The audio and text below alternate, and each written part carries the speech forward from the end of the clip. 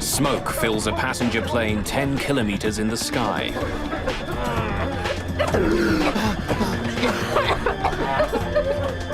We're on Mayday. We're going down. Electrical systems shut down as the smoke spreads. The crew tries desperately to land their stricken plane. We're gonna need an emergency landing. Put your hat on your lap. We're going to need 5 trucks. They're standing by for you. What seemed like a small problem at first has become a life-or-death struggle for everyone on board Air Canada Flight 797.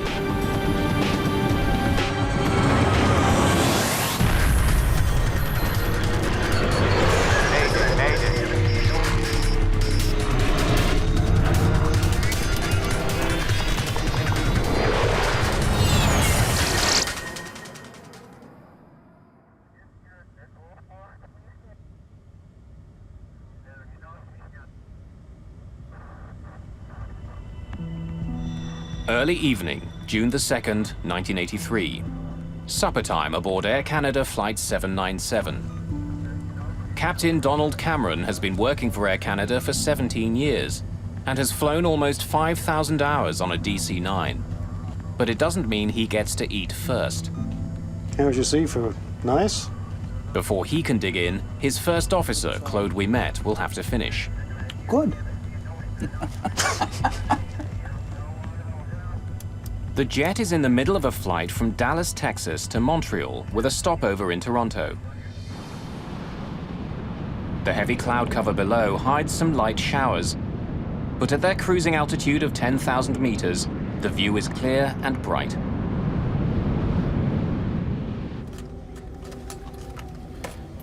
The DC-9 is only half full today, with 41 passengers scattered throughout the plane. Can I have some tea, please? 24-year-old Diane Fadley is an active member of the Juvenile Diabetes Foundation. We have a number of different fundraising activities, and once a year they have a large conference, and at this time it happened to be in Toronto. Raymond Chalifaux is 23 and recently married. An engineer, he's returning home from his first ever business trip. It was a little bit frightening both for me and for my wife.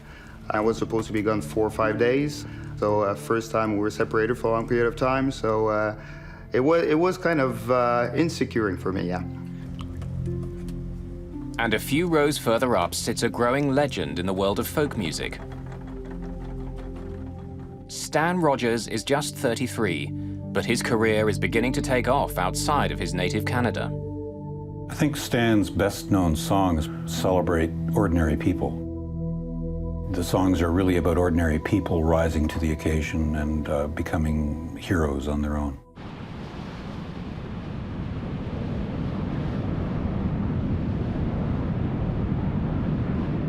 Just before 7 o'clock, the plane is a little more than halfway to Toronto. What was that?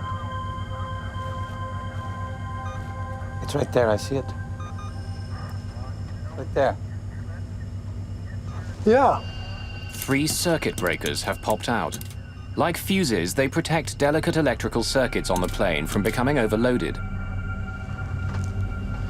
Like a machine gun. Yeah. Zap, zap, zap. The 3 breakers are for the flushing motor in the toilet at the rear of the plane. Cameron decides to give them a few minutes before he tries to reset them again. You know, sometimes it overworks and overeats, and then the breaker popped, and then it cools off, and then you push the breaker and everything is fine.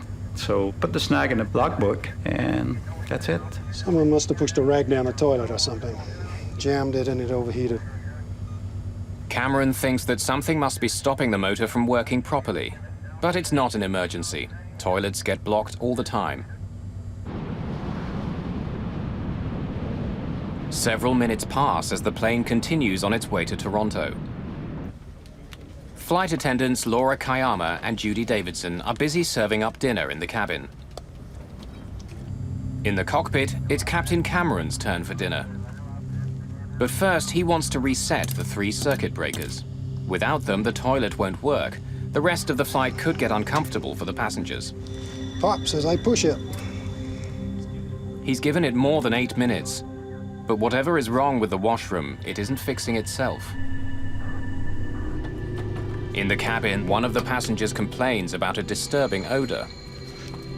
Yeah, that is a strange smell. Let me take a look. Connie Kirsch, a Texan headed for a business meeting in Toronto, is seated at the back of the plane. I had smelled a peculiar smell where I was sitting. And it struck me as odd.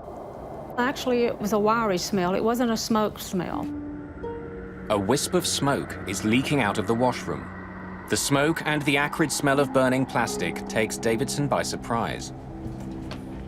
This is much more than just a clogged toilet. Other passengers are beginning to notice the smoke and the suffocating smell. Sergio, there's a problem in the washer. Judy says there's a fire. Okay, I'll be right there. Chief Flight Attendant Sergio Benetti is in charge of the cabin crew. As a precaution, we're moving everyone a few rows up. The smoke is noxious and overpowering. Benetti can't see any flames. He sprays the fire extinguisher into the tiny washroom, trying to coat every surface. As soon as I saw that fire extinguisher, something went through my mind. There is definitely something wrong. The guy seemed to have the thing under control, so he's gonna do his job and things will be business as usual. It's 2 minutes past 7, just 11 minutes since the circuit breakers first popped out. Laura Kayama brings Captain Cameron the disturbing news. Excuse me, Captain. There's a fire in the washroom in the back. They just went back to go put it out. You want me to go back? Yeah, go. A fire on board an aircraft is one of the worst situations any crew can face. The plane is some 10 kilometers high. What starts as a spark can turn deadly in a few short minutes. But at the moment, Cameron doesn't know how bad the situation is. You got to remember, in 1983, people were allowed to smoke in the aircraft. And there had been a number of incidents of this sort of in the industry. So it really didn't alarm me that much. Ouimet finds the situation is worse than he expected. I didn't see any flames when I opened the door before, but I sprayed it really good with the fire extinguisher. You think it was a cigarette in the garbage? No, not really. Okay.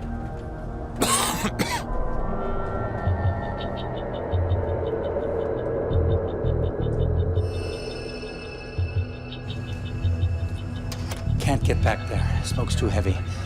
I think we'd better go down. But Flight Attendant Sergio Benetti has a very different assessment of the situation. You don't have to worry. I think the smoke's easing up. It's a confusing moment for Captain Cameron. Some components do fail from time to time that are not severe or serious enough to cause an emergency descent. That's a pretty serious thing. When Ouimet and Benetti were at the back of the plane, the smoke seemed thick, but now it appears to be subsiding. Okay, it's starting to clear now. But I'll go back and check if that's okay. Yeah, that's okay. Take these goggles. I'll leave my mask on. Go back wherever you can, but don't get yourself incapacitated. No problem. No problem. If it's just a broken toilet motor, Cameron can still make it to Toronto. But if it's more serious, he'll have to land immediately before the small inconvenience becomes a deadly problem.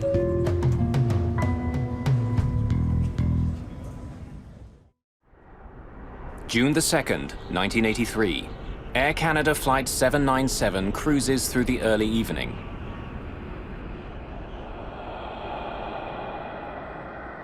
The flight has taken an unsettling turn. Wisps of smoke are gathering at the back of the DC-9. An acrid smell is spreading through the cabin. The crew is growing concerned. They've already moved passengers towards the front of the jet, as far as possible from the creeping smoke. Captain Donald Cameron is waiting for an update from the back of the plane, when suddenly he's got a new problem. The master warning light is on. Electrical systems throughout the plane, including some in the cockpit, begin to fail. The airplane basically lost all its sophisticated navigation and attitude information. So I was left very suddenly with, I think, 3 engine instruments per engine and 4 flight instruments, which were very primitive. They were what you might have flown a World War II bomber with. With his electrical systems starting to shut down, Cameron calls the nearest ground control. Memphis Center, this is Air Canada 797. Air Canada 797, Indianapolis Center. Go ahead. Yeah, we've got an electrical problem here. We may be off communication shortly. Stand by. Co-pilot Claude Ouimet is at the back of the plane. The washroom door handle has become hot to the touch. He doesn't even risk opening it. Faced with a potential fire on board, the crew have no choice but to land their plane as soon as possible. I don't like what's happening. I think we'd better go down. We're going to be making an emergency descent. Brief the cabin crew. Yes, sir. As soon as the decision is made, another warning light goes on. They've just lost most of their emergency power. We're talking about multiple failure here, and it's starting to be complicated. So we're going down, and obviously we have to land. Mayday, mayday, mayday. A small problem has snowballed into an all-out emergency. Mayday, mayday, mayday. This is Louisville Control, over. Air Canada 797, we have a fire on board. We are going down.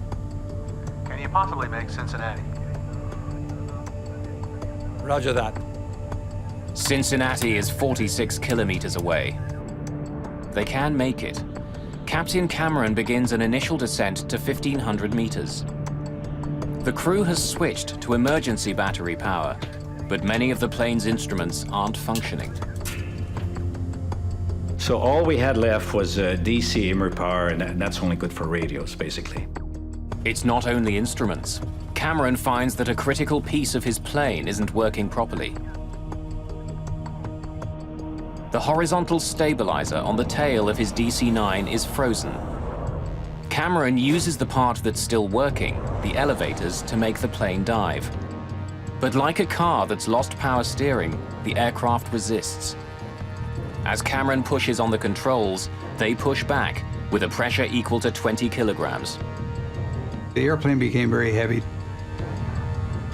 and I took my total concentration to fly the airplane.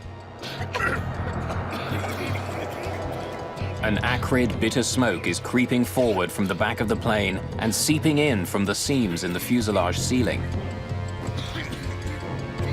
It hovers like a cloud over the passengers' heads. Incredibly harsh smoke that was really irritating your throat. You had to take really, really small breath, otherwise you would choke. I could see it rise. It was traveling along those luggage racks, you know, coming forward. The smell of burning plastic fills the air. Dropping oxygen masks could make the situation worse. I could have deployed the oxygen mask for the passengers, but it's forbidden. You're only allowed to use the oxygen mask in the case of a massive decompression or loss of cabin pressure, not for fire.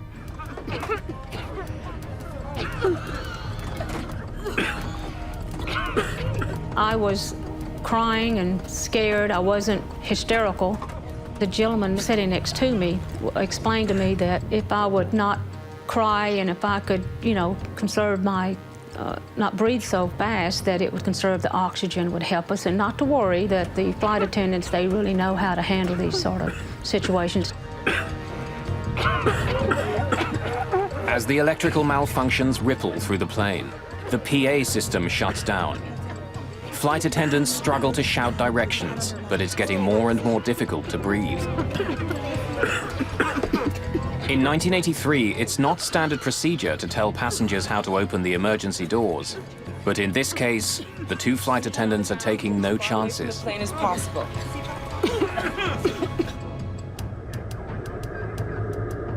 As smoke begins entering the cockpit, the captain's situation is becoming critical. For the first time, we met talks to the Cincinnati airport. Approach, Air Canada 797. We're on Mayday. We are going down. Air Canada 797, Cincinnati approach. Plan runway 36 ILS. And the equipment has been alerted. Do you have time to give me the nature of the emergency? We have a fire in the washroom. We're filling up with smoke right now. Say, type of aircraft, number of people on board, and amount of fuel. We'll copy that later. We don't have time. Gregory Karam is the approach tower controller. He's the lifeline for the struggling jet. He can't see the plane on radar yet, but he knows it's in trouble. There was really no mayhem whatsoever, no screaming, nothing at all. In fact, it was very quiet and calm. And again, I was terrified at that point. Almost 13 minutes after 7, Karam catches sight of Flight 797 on his radar. Air Canada 797, you are now fully identified. This will be a no-gyro radar approach for runway 27 left. Descend now to 3,500 feet. Your position is now 12 miles southeast of the airport. The crew needs to be guided in from the ground. Struggling to see through the dense smoke, they could easily veer off course. Karam will talk them down, watching them every step of the way. In the cabin, the smoke and heat are becoming unbearable. My thought was, well, we're gonna crash. They won't be able to identify myself because I didn't have my papers with me, so I stood up, I took my wallet in the compartment and put my jacket on so that they could identify my body. I knew at that point, that's when I decided or felt that I was not going to make it because I felt I would never see my family again, and the situation just seemed very impossible. Stan, he certainly had a sense of his own mortality, and he hated to fly. But the demand for Stan was growing, so he was flying more often. And he certainly had a sense that with so much traveling, his risk is elevated. Where's the airport? 12 o'clock and 8 miles, Air Canada. Okay, we're trying to locate it. We're going to need fire trucks. They're standing by for you. Can you give me the number of people and amount of fuel? We don't have time. It's getting worse in here. Understood, sir.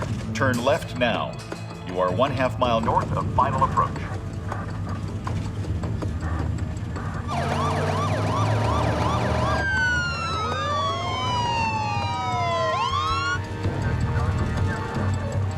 Finally, the crew see the airport.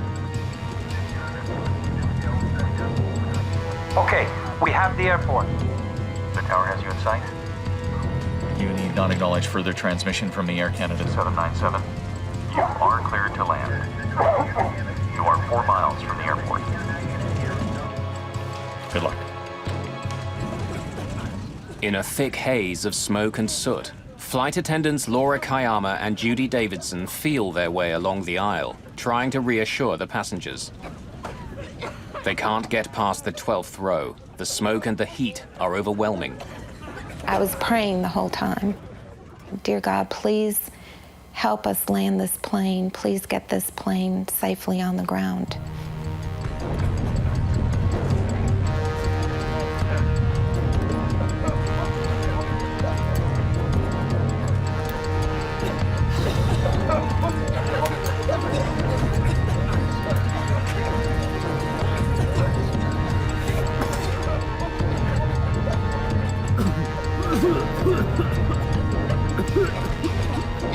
Can't see, can't breathe, death absolutely crossed my mind, but hang in there, don't give up. I've been married for less than a year and it's already over. So I started breathing as little as I could and start thinking seriously at my wife. Fighting the reluctant controls, Captain Cameron's strength is being pushed to the limit.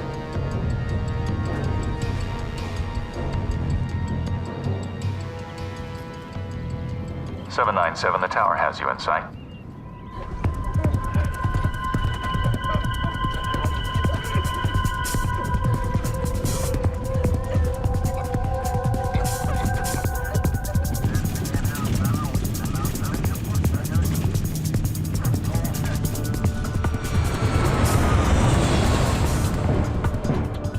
Squinting through the smoke, the crew of Flight 797 land hard. At 20 minutes after 7, the Air Canada plane is on the ground. It's less than 30 minutes since the first sign of any trouble on board Flight 797. When we touch the ground, I assume that we're safe now. Now let's get out of this airplane. But inside the plane, the smoke isn't letting up. Passengers are undoing their seatbelts and trying desperately to escape. I got up out of my seat, and I remember putting my hands up on someone's back, and it was like waiting in a line. And I knew that was one line I didn't want to wait very long. So I turned around and went the other direction, not knowing I was actually heading towards the front of the plane.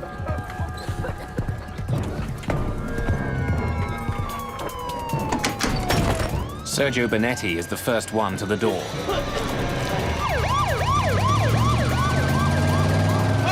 He helps gasping passengers escape.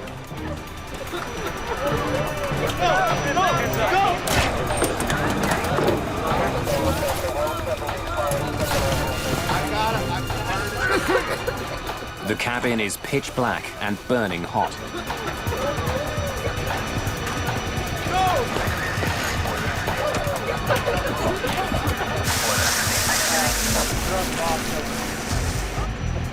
In the cockpit, the crew quickly shuts the plane down. The first officer escapes through the emergency window. It's a 5-meter jump to the ground.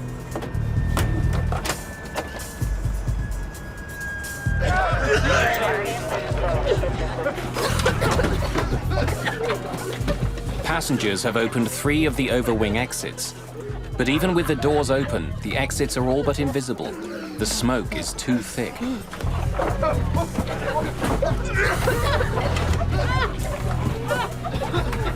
I saw a light, and it was the door that had opened. Someone had opened the door. I realized what it was. I ran to the door and held my help. I just put my face out so I could breathe. Passengers who have found the exits slide off the wing and stumble to safety. On the ground, Laura Kayama and Judy Davidson frantically move passengers away from the deadly plane. Fire rescue vehicles surround the plane. They douse the plane's exterior and the ground beneath with foam, fearing a fuel fire or worse, an explosion. Through the cockpit window, we met can see Captain Cameron sitting in his seat looking dazed and slumped towards the wheel. First thing that got my attention was to see Don's face in the window and realize that he was not completely conscious. I couldn't get out of my seat. I'd start and I'd get my arse up in the air or like that, and I'd be pushed back by I have no idea, it was an invisible force, but it was probably smoke and fire. Desperately trying to save the captain's life, Ouimet tells firefighters to cover him with foam. It was this soapy, ice-cold mixture that drenched me. It works. Cameron stirs and climbs out through the cockpit window. Stop! There he is! Stop! Barely 90 seconds have passed since the plane landed, when suddenly the whole interior of Flight 797 ignites. The flames roll through the cabin like a train. Captain Donald Cameron is the last person to get out of the plane alive. We knew there were people in the airplane, unfortunately, at that point. That was finished. The cabin fire breaks through the top of the fuselage. Black smoke can be seen for kilometers. Flight attendant Laura Kayama begins to count. I will remember these words forever. She told us to line up so that she could count the survivors. If there were survivors, obviously they were dead.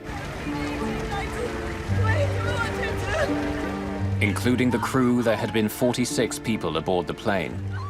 But there aren't 46 people on the runway.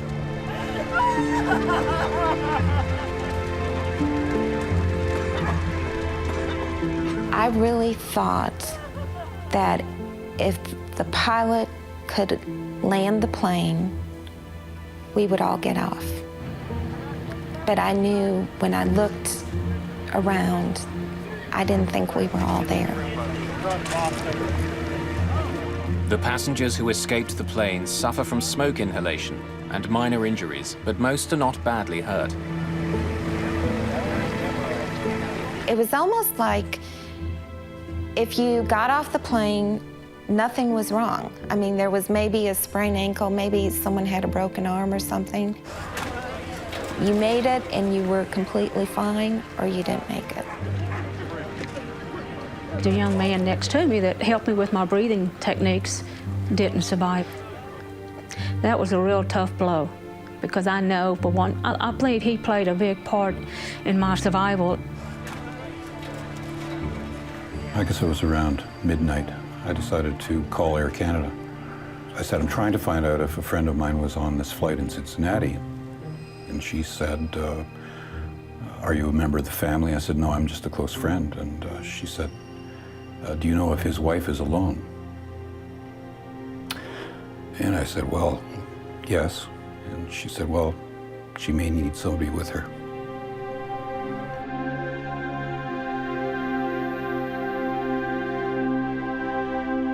Stan Rogers, the rising musical star, didn't make it off the plane.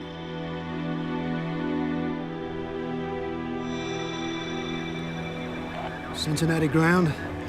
This is captain of the Air Canada flight that's on fire here. Captain Cameron radios Cincinnati ground control from an emergency vehicle near his plane. He has a sobering message. It seems there are 23 people left on board the aircraft. Is there a scheduled carrier runs into here that could maybe give aid and shelter to our stranded passengers? It's pretty cold out here.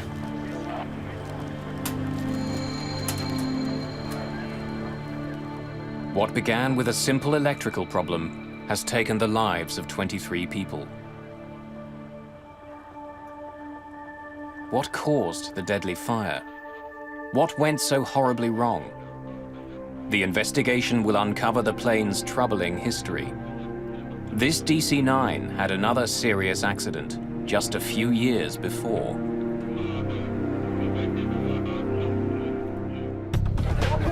In June of 1983, a strange smell in the back of an Air Canada DC-9 quickly turned into an all-out emergency. For 15 minutes, passengers and crew struggled to deal with thick, toxic smoke as it rolled through the plane.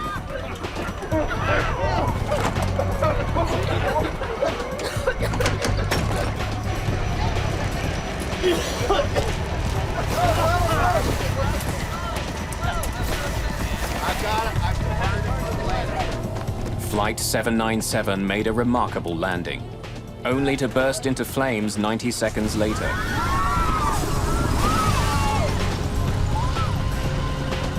"23 people didn't escape the plane.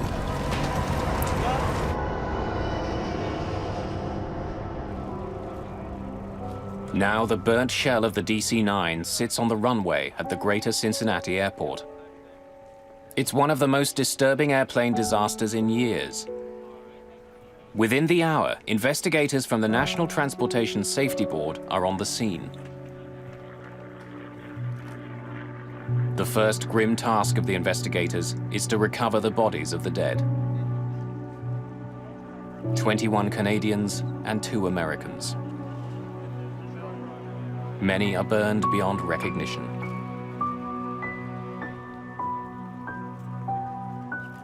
Almost all of the victims are found in the front half of the plane, between the wings and the cockpit. Some are still strapped into their seats. Others are found in the aisles.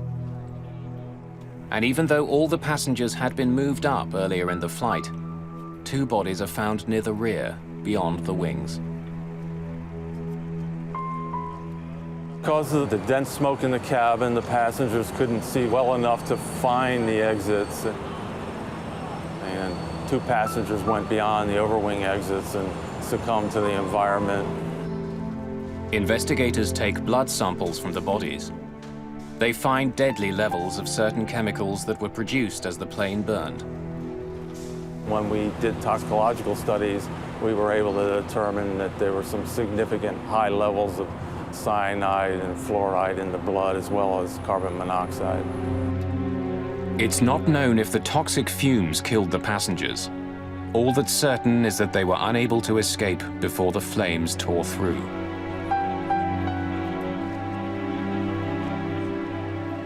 When I went on board, I was just struck by the acrid smell.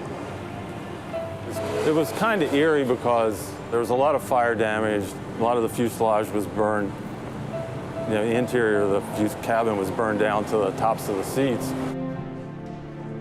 With the bodies removed, investigators begin digging through the wreckage to try and find the cause of the fire. Among them are members of the FBI. They were investigating to determine whether terrorism might have been a factor, so they were on scene right away looking at the aircraft to make that determination. The FBI examines pieces of the plane's floor, samples of water from the washroom, even a plastic vial found on the floor. The FBI became involved very early because of the possibility of a crime taking place takes precedent over a accident. They were looking for anything that would have to do with an incendiary device or a small explosive device or anything that could be fused to start a fire. They determined that there was no evidence of any crime being committed. It was probably accidental ignition, and so they then left and NTSB took over the accident. Having discounted the possibility that the fire was deliberately set, investigators consider the next obvious cause: a cigarette. When smoking on planes was still allowed, the most common source of fires in a washroom was the trash container.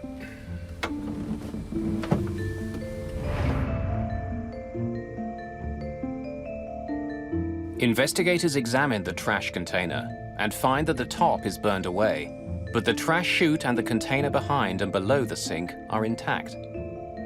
Inside the container are remnants of paper, scorched but not burned.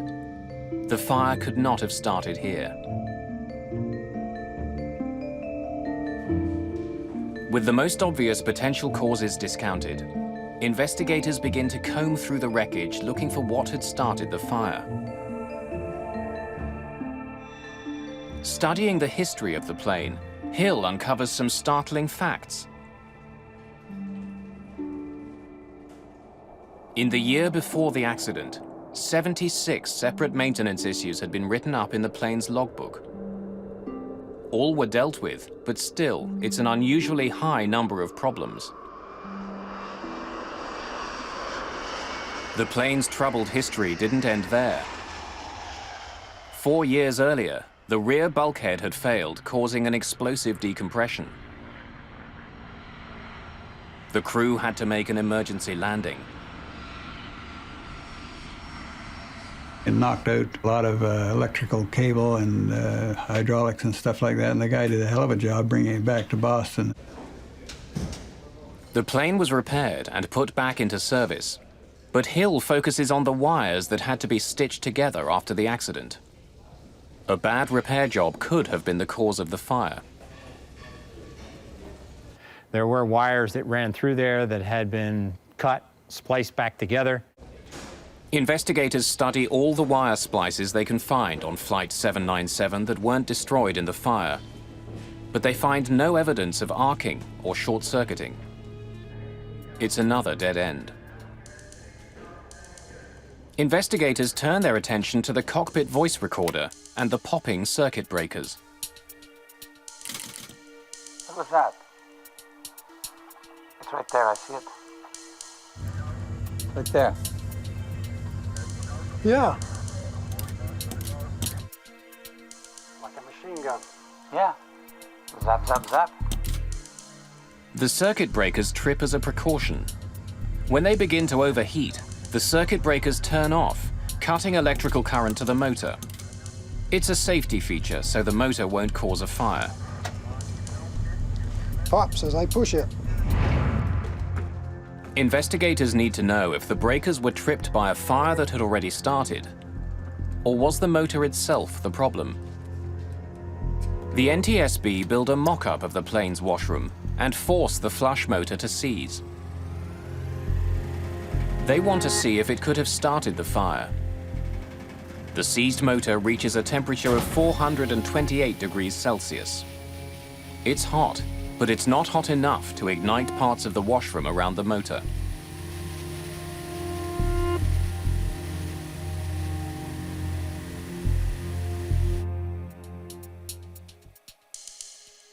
As they listen to the cockpit voice recorder, investigators uncover a puzzling clue.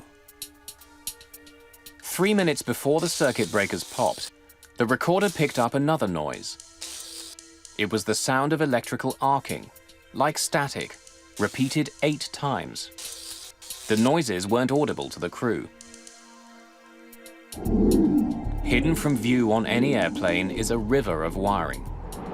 Investigators focus on a cable coming from a generator below the washroom floor.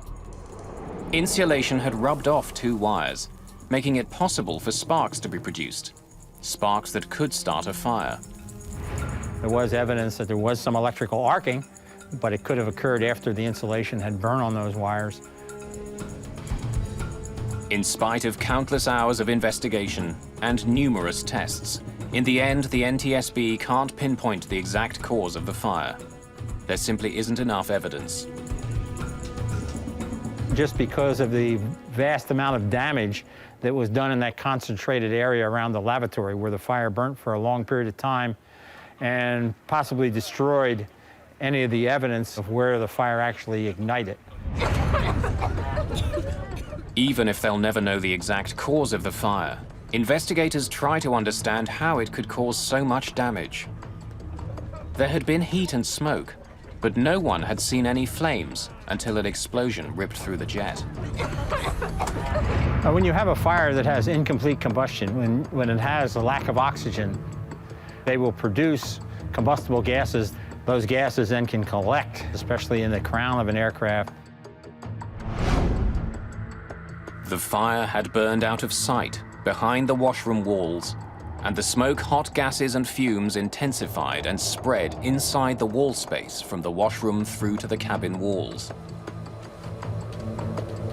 Those spaces acted as a sort of chimney for the gases and smoke that the fire was creating. Although the fire remained concealed behind the walls and ceiling panels, the smoke and hot gases entered the cabin through every seam, gathering in the upper space in the cabin and pressing down on the passengers. The inaccessible areas and the cabin area are all linked together through small cracks and crevices and small openings.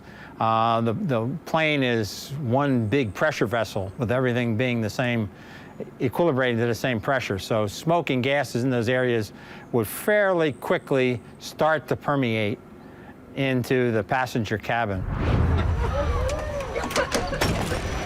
When the doors were opened during the evacuation, an unlimited supply of oxygen was suddenly available to feed the fire. The more intense the heat, the more oxygen hungry a fire becomes. The gas is ignited with the force of an explosion.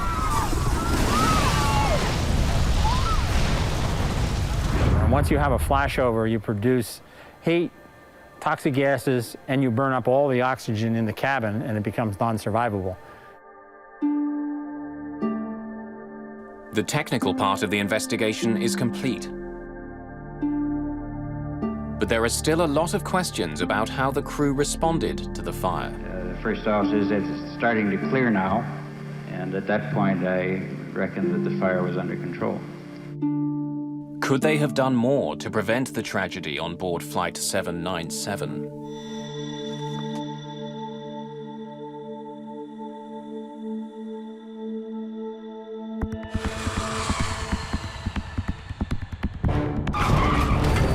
In 1983, a washroom fire on an Air Canada DC-9 filled the plane's cabin with smoke.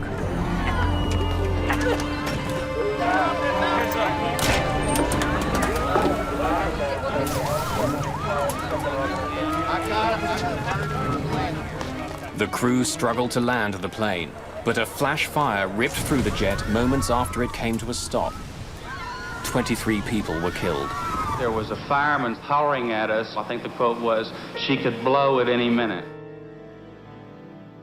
NTSB investigators are unable to definitively pinpoint the cause of the fire. But after reviewing all the information they have, they're ready to release their report. The report on the lethal fire aboard Air Canada Flight 797 is published a year after the accident.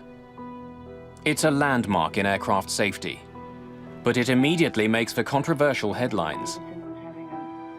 The NTSB points out that the source of the smoke was never identified, either by the flight attendants or the first officer. The captain was never told, nor did he inquire as to the precise location and extent of the fire which had been reported to him. And with that in mind, what type of fire did you believe that you had? The bin fire. Mayday, mayday, mayday. And the report asks a hypothetical question. Canada 797, we have a fire on board. We are going down. Can you possibly make Cincinnati? Roger that. If he'd begun to descend sooner, could the captain have landed at Standiford Field Airport in Louisville, Kentucky? It was a few minutes closer. The report and the media attention it gets are devastating to Captain Cameron and his crew. Soon after the report is released, there's an outcry among pilots in the industry. They resent its implied criticism of Flight 797's crew and the suggestion that they could have begun their descent 5 minutes sooner. Several months later, the Airline Pilots Association submits a petition that defends Cameron and the crew. It makes an impact. The NTSB release a revised report, including the petition by the Airline Pilots Association. In the petition, First Officer We Met writes an impassioned defense of landing the plane where and when they did. The issue wasn't only the distance to the nearest airport, but the required rate of descent. As it was, the plane barely made the descent to the greater Cincinnati airport.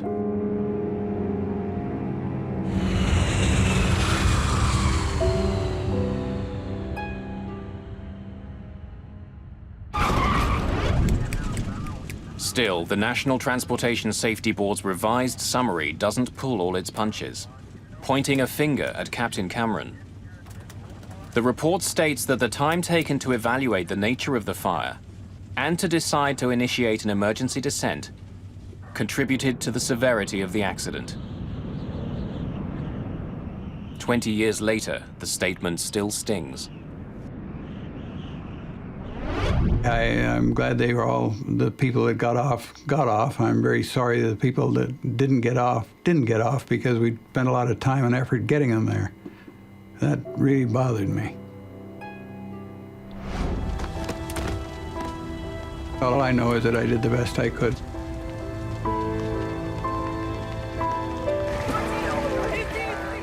Along with the comments on the performance of the crew, the NTSB recommends a host of safety improvements.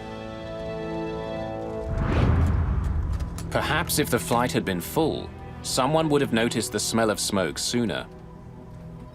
But what the washroom of Flight 797 could have used was a smoke detector. They weren't standard throughout the industry, but after Flight 797, attitudes and regulations changed.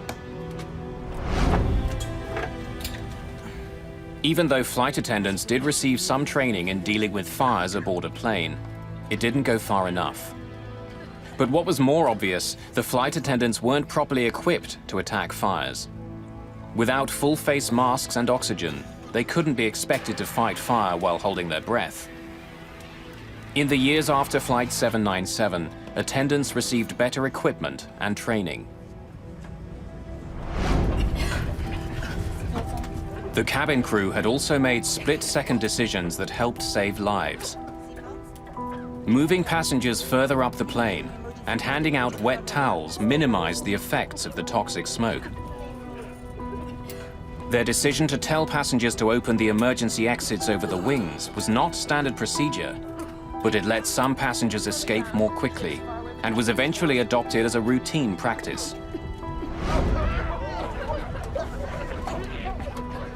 Finally, it became obvious from the location of some of the bodies that passengers died because of precious seconds lost trying to find the exits in the pitch dark. What would have made a difference? Track lighting on the floors and bumps along the overhead bins that identified the rows with emergency exits. Features that would eventually become standard.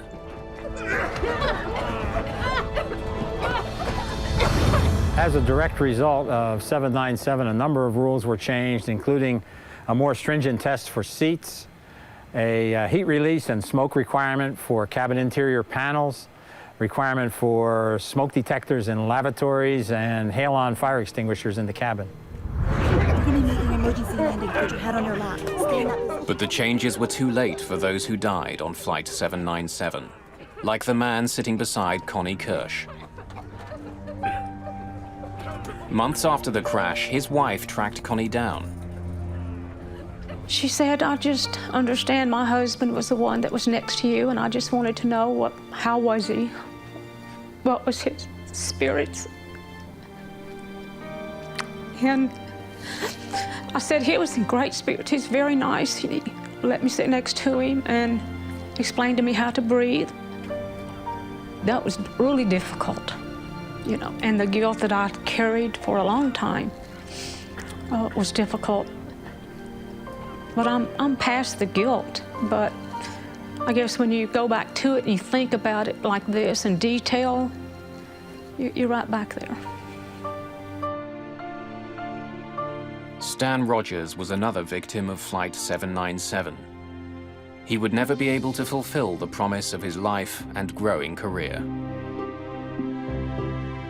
I loved his generosity and his loyalty as a friend. As an artist, he was perhaps one of the best songwriters this country's ever produced, and it was really an incredible pleasure and honor to be working with him. He still gets lots and lots of airplay, and so his legend grows.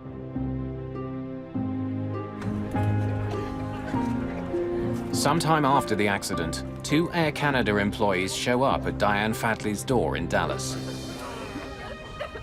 They brought my Bible. It's dark because it was burned and singed, but it's a paperback Bible, and it did not completely burn up. This is just a reminder to me that God was with me. And I believe He protected me. And, you know, He was there with me.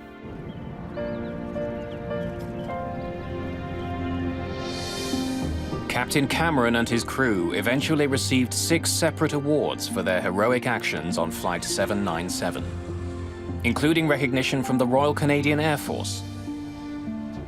But they're all still haunted by the nightmare. You feel responsible, there's no question. You feel guilt, you're willing to give your license. You feel very, very small until you get all the facts together, and because it's a puzzle for you, you know, you're as much as a victim in this. You're not supposed to fly an airplane in that condition, you know, so you're as much as a victim as the passenger, and I think it becomes all of our problem, and we're all part of the solution. It's just a shame we didn't get everybody off. It still bothers me.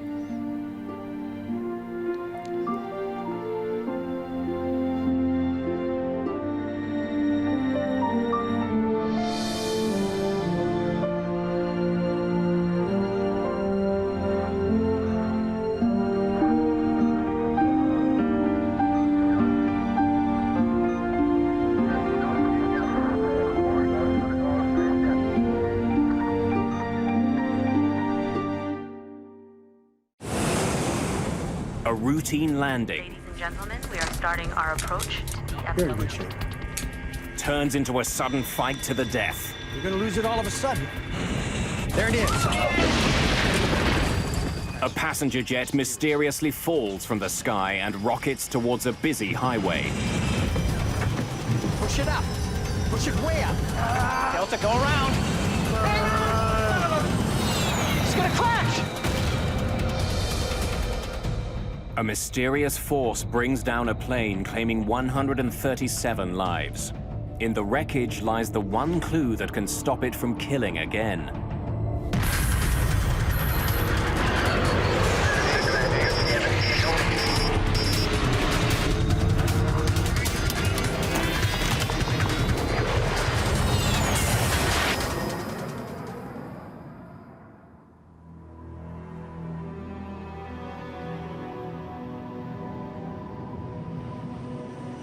August the 2nd, 1985. Dallas, Texas.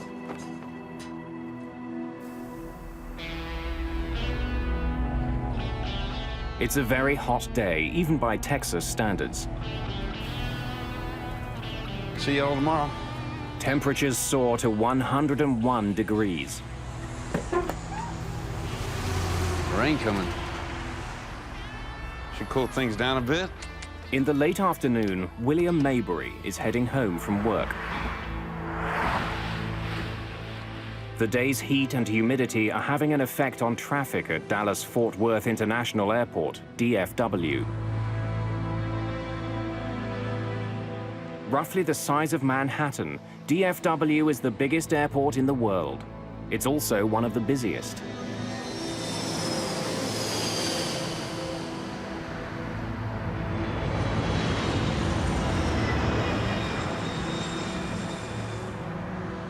The heat has triggered some afternoon thunderstorms at the airport, creating a backlog of planes waiting to take off.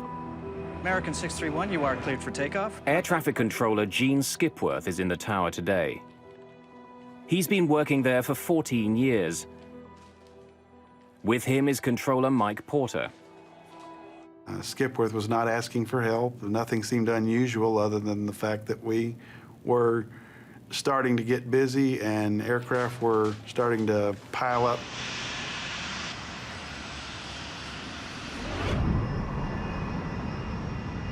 One of the many planes heading towards Skipworth's control is Delta Airlines Flight 191.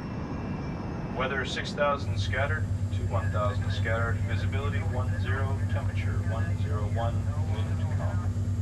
101? 101 degrees, yes, sir. Captain Ed Connors and First Officer Rudy Price are two of Delta Airlines' most experienced pilots. Second Officer Nick Nassick is the other member of today's crew. The crew is flying a 6-year-old L-1011 TriStar. The L-1011 is billed as one of the safest planes in the sky. There are 152 passengers and 11 crew members on board. They're scheduled to land in Dallas just before 6 in the evening. Good afternoon, ladies and gentlemen. This is your captain speaking. Hope you're enjoying your flight so far. Traffic is backing up at Dallas. All told, we'll be about 10 to 15 minutes late getting to the gate. Please let us know if there's anything we can do to make your flight more comfortable. The delay bothers Chris Meyer. He's a frequent business traveler who's in a hurry to get home to his family for the weekend. I've been down in Florida, Fort Lauderdale, for the last 2 weeks, and it was a Friday afternoon, and I was due to go home on Flight 191. One of IBM's best-known executives is also on the flight. Don Estridge led the development of the IBM PC. He and his wife are traveling to Dallas for a family visit.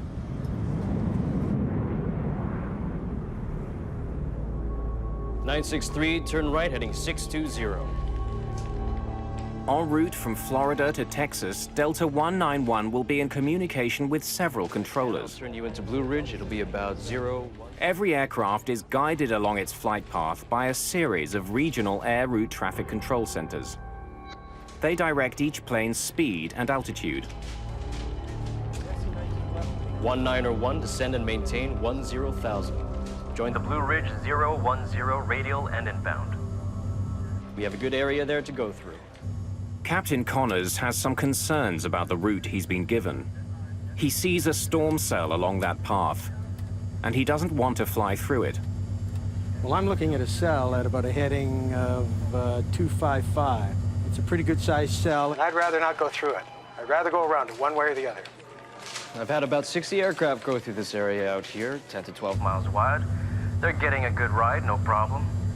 Well, I can see a cell now about heading 240. When I can, I'll turn you into Blue Ridge. It'll be about the 010 radial. 010, roger. We're going to hold you to that.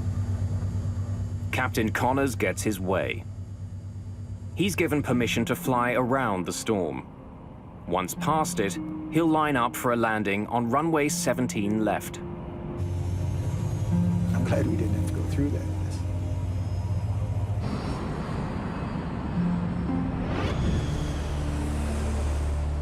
Friday afternoons are a busy time at airports. The afternoon rain is making this Friday even busier. 23-9er down to 618.96. The main priority for the controller on duty is to keep the incoming planes a safe distance apart. He wants them at least 4.5 kilometers from each other.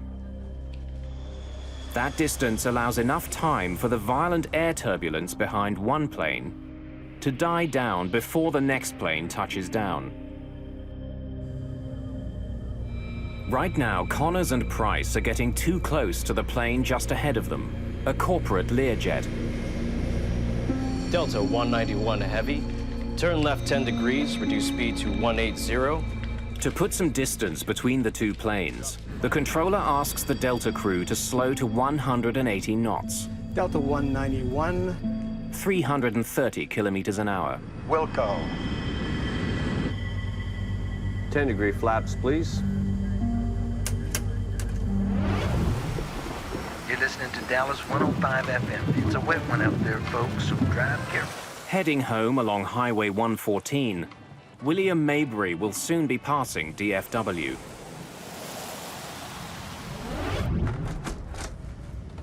Flight 191 is now just 50 kilometers from the foot of the runway. Ladies and gentlemen, we are starting our approach to DFW. Please make sure your seats are in the upright position and your seatbelts are securely fastened.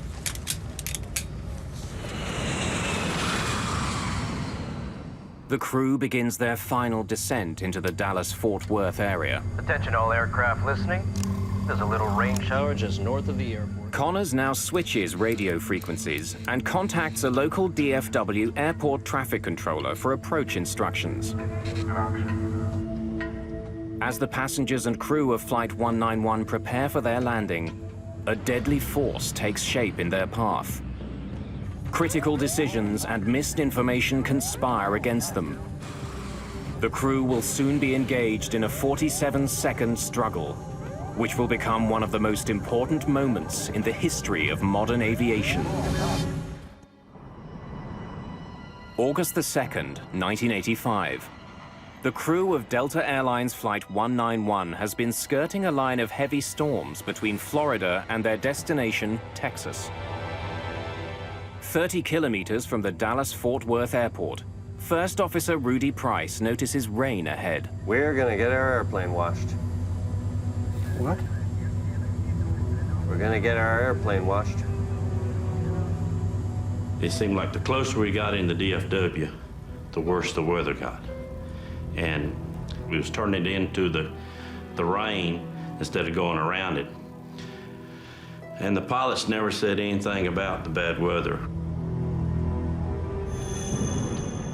Delta 191 is still closing in on the Learjet ahead of it. Price and Connors need to slow down even further to put some distance between the two planes. Delta 191 heavy, reduce speed to 150. Speed to 150. 9 kilometers from runway 17 left, Delta 191 is handed over to another controller, Gene Skipworth, for final approach and landing.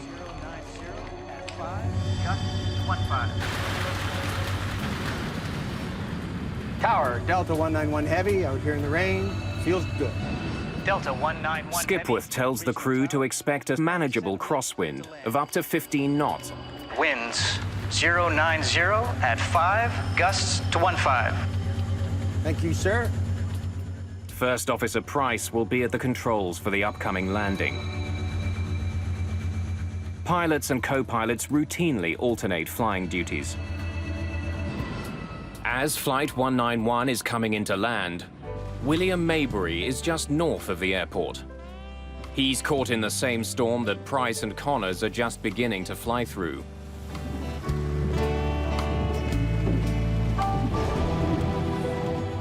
Before landing check. Landing gear. Down, 3 green. Flaps, slats. 33, 33, green lights. The crew suddenly notices that they'll be flying into more than a bit of rain. It's lightning coming out of that one. What? It's lightning coming out of that one. Where? Right ahead of us.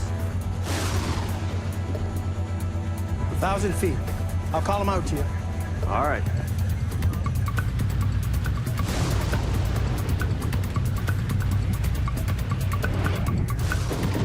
We're not getting any bad warnings from the weather or from other pilots, which we rely on as they come through it.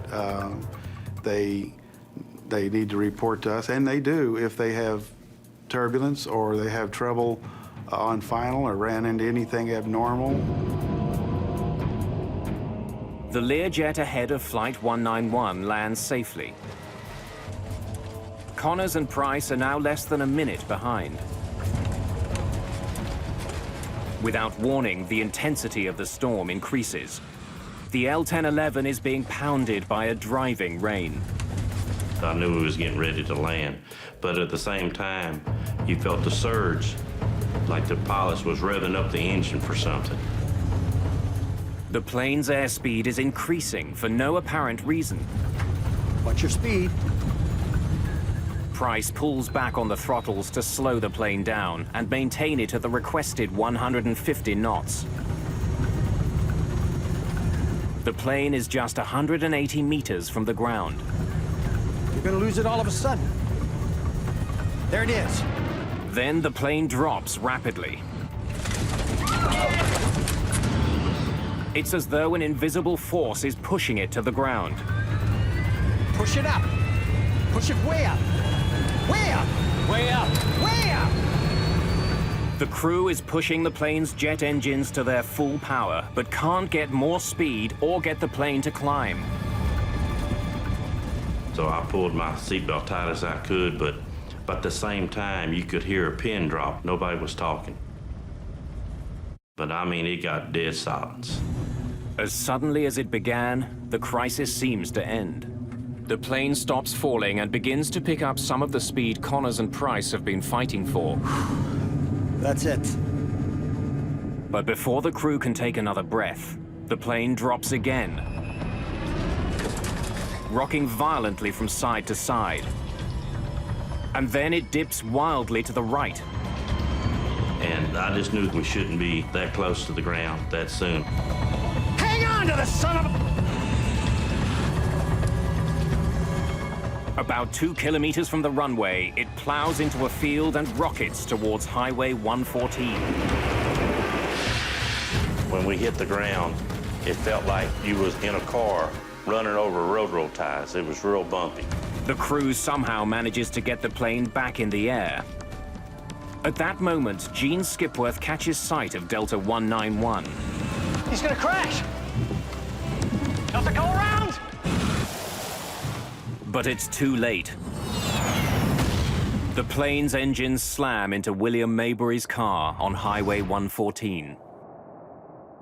He is killed instantly. The plane hits the ground again, north of the runway. It's traveling more than 350 kilometers an hour.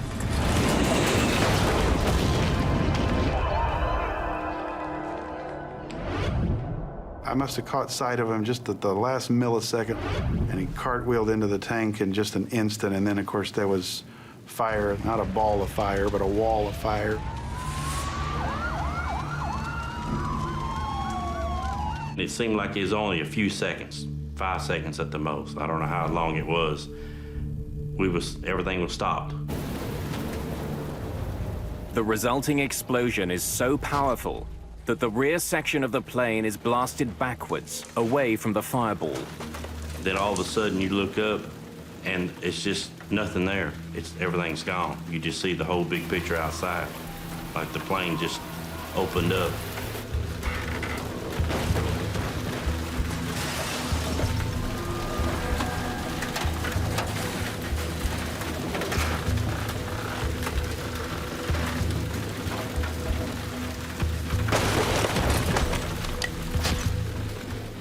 Remarkably, the tail section containing the last 10 rows of seats is relatively intact.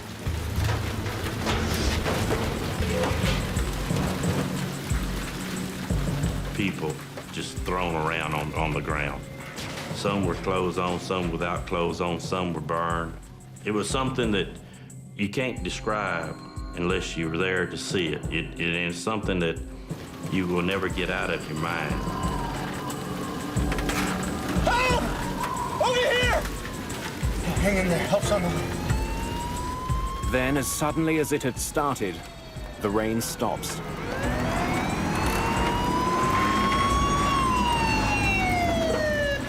It takes firefighters less than a minute to get to the crash. And when I arrived on the scene, I truly believe that there wasn't anybody that had survived this plane crash because there was just devastation everywhere.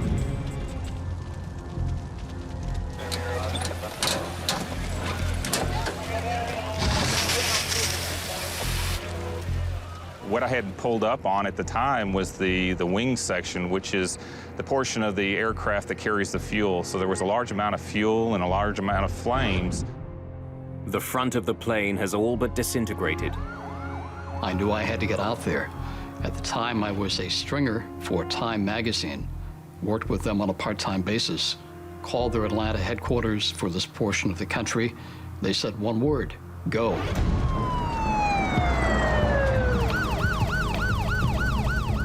Firefighters need only a few minutes to get the raging fire under control. They then turn their attention to pulling survivors from the plane.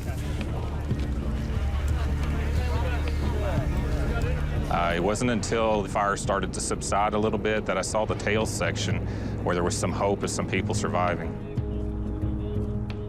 There were these two women that were walking through the smoke. Ladies, clear the area! Get out of the way, clear the area! And it kind of surprised me, so I knew that there was hope and that there were people out there. Only 27 people survived the crash. I had seen death before as a medic in Vietnam, but it had never been aimed at civilians, and certainly not on a mass casualty situation, and certainly not this suddenly. I could tell how bad it was. You could see and smell and feel the death.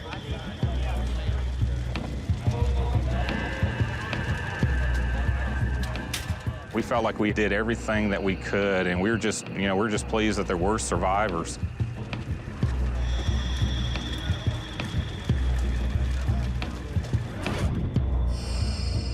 I was scheduled to sit on off seat 15A, and I told them that wouldn't be no good because that was a non-smoking section. I was a smoker, so I had to be in back. That probably saved my life. Captain Connors, First Officer Price, and Second Officer Nassick are killed. So are 5 other crew members and 128 passengers. IBM's Don Estridge and his wife are among the dead.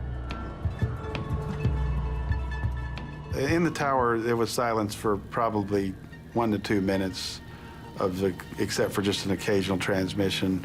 But basically, it's just quiet, and you just sit there stunned and wishing you could do anything to take it back.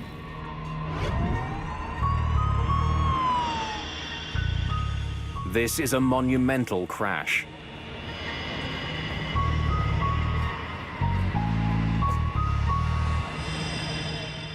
Investigators from the National Transportation Safety Board arrive at DFW, determined to find the cause. One of our field investigators would have been on scene trying to locate the flight data recorder and the cockpit voice recorder, which is, a very important part of the investigation. Investigators begin looking for evidence of mechanical failure. They examine the wreckage for clues that the plane was not responding to the pilot's command. It's essential in any approach or departure accident to establish what the airplane's configuration was, to assure that it was not a factor in the accident, where everything was normal on this aircraft. Investigators turn their attention away from the plane and to the skies. After any accident in commercial aviation, there are theories galore. A couple of them prevalent that evening. First, that lightning had struck the airplane. Secondly, that it had been hit by a mini tornado.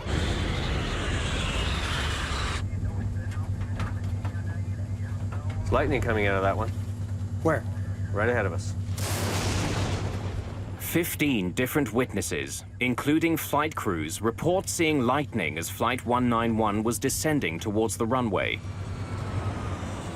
The investigators have to consider the possibility that Flight 191 was hit by lightning. Lightning is always something that you have to investigate to determine the possibility that lightning disabled some part of the airplane. In 1963, a Boeing 707 was struck by lightning. The lightning ignited the fuel in the plane's tank. The plane crashed. 81 people died. There had been a handful of similar crashes since then. Key pieces of wreckage from Flight 191 are taken to the NTSB lab in Washington, D.C.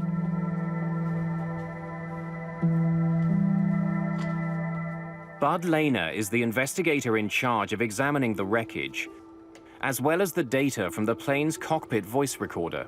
But sometimes it might be very difficult to find to determine where the airplane might have been struck by lightning and where the exit point was. Lightning coming out of that one. Where? Right ahead of us. If the plane was hit by lightning, there would be evidence left behind. A device called a static discharge wick is attached to the trailing edge of an airplane's wings. It redirects static electricity into the outside air instead of into the plane, where the charge could cause a fire.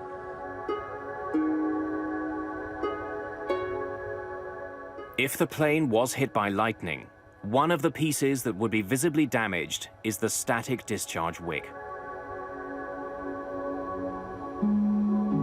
Nothing there. With lightning ruled out, investigators go looking elsewhere. They would soon discover the real culprit. It had actually been caught on tape. A Delta Airlines L-1011 crashes after entering a storm near Dallas.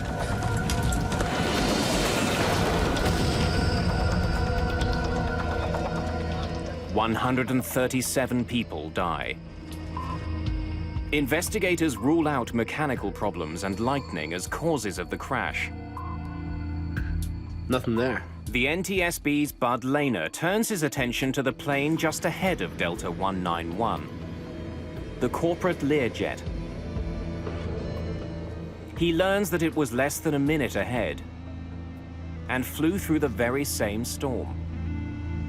After we had passed about 5 miles from the end of the runway, we entered a rain shower, what we thought was a light rain shower, and it turned out to be the heaviest rain I've ever seen before or since. In spite of the rain, Rufus Lewis managed to land his plane safely on runway 17 left. When we broke out of the clouds, we were high and hot. So we had to use all of the runway at DFW Airport. We landed, were able to turn off at the end of the runway. So why was the much larger L-1011 unable to land just moments later?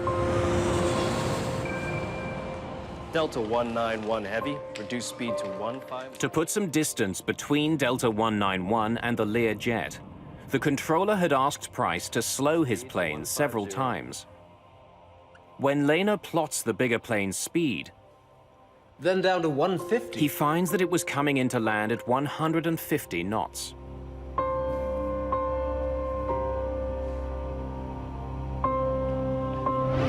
Delta 191 Heavy, reduce speed to 150. Investigators consider the possibility that Flight 191 had been traveling too slowly for a safe landing. If you don't have a lot of extra energy, you don't have anything to trade in case you get in trouble. A lot of times in adverse conditions, the pilots, they add another 10 knots for mom and the kids.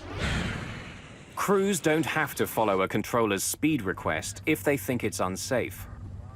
Price did reduce his speed. He knew this plane extremely well. He had actually helped to rewrite the L-1011's operating manual. If the captain decided that 150 knots was too slow, they would have told the controller it was too slow and they wouldn't have flown it. Lehner consults the airplane's manufacturer and interviews other L-1011 pilots.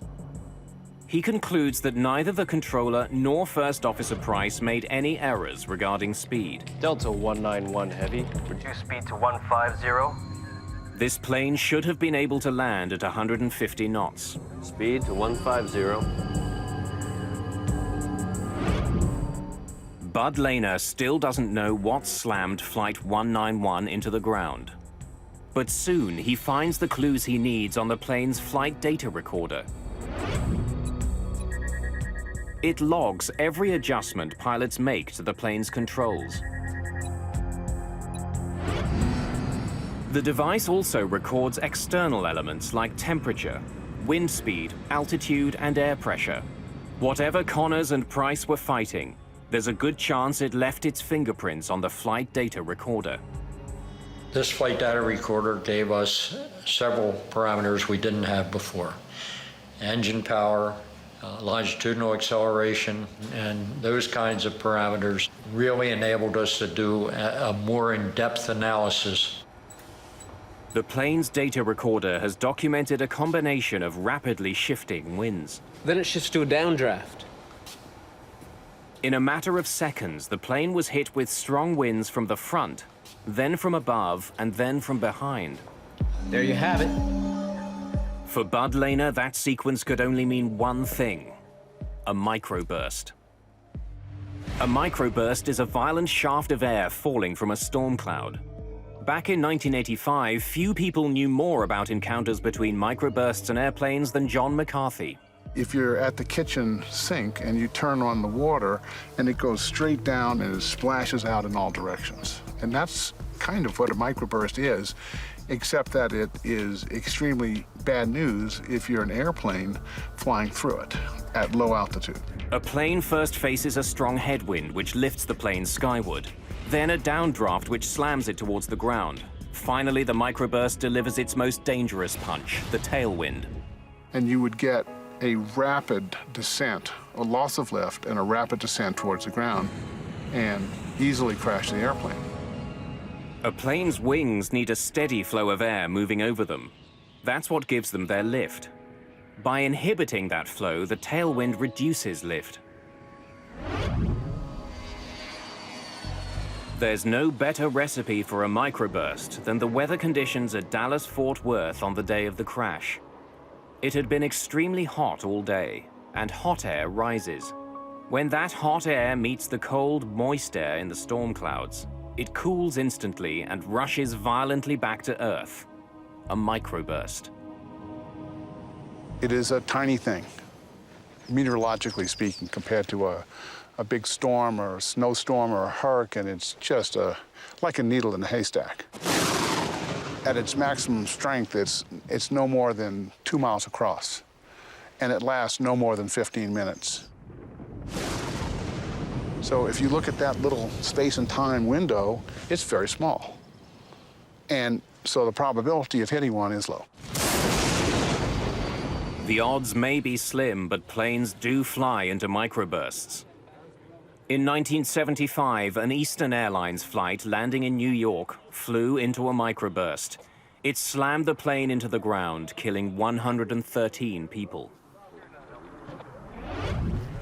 Then, in 1982, a microburst killed another 153 people when it struck a Pan Am 727, taking off from New Orleans.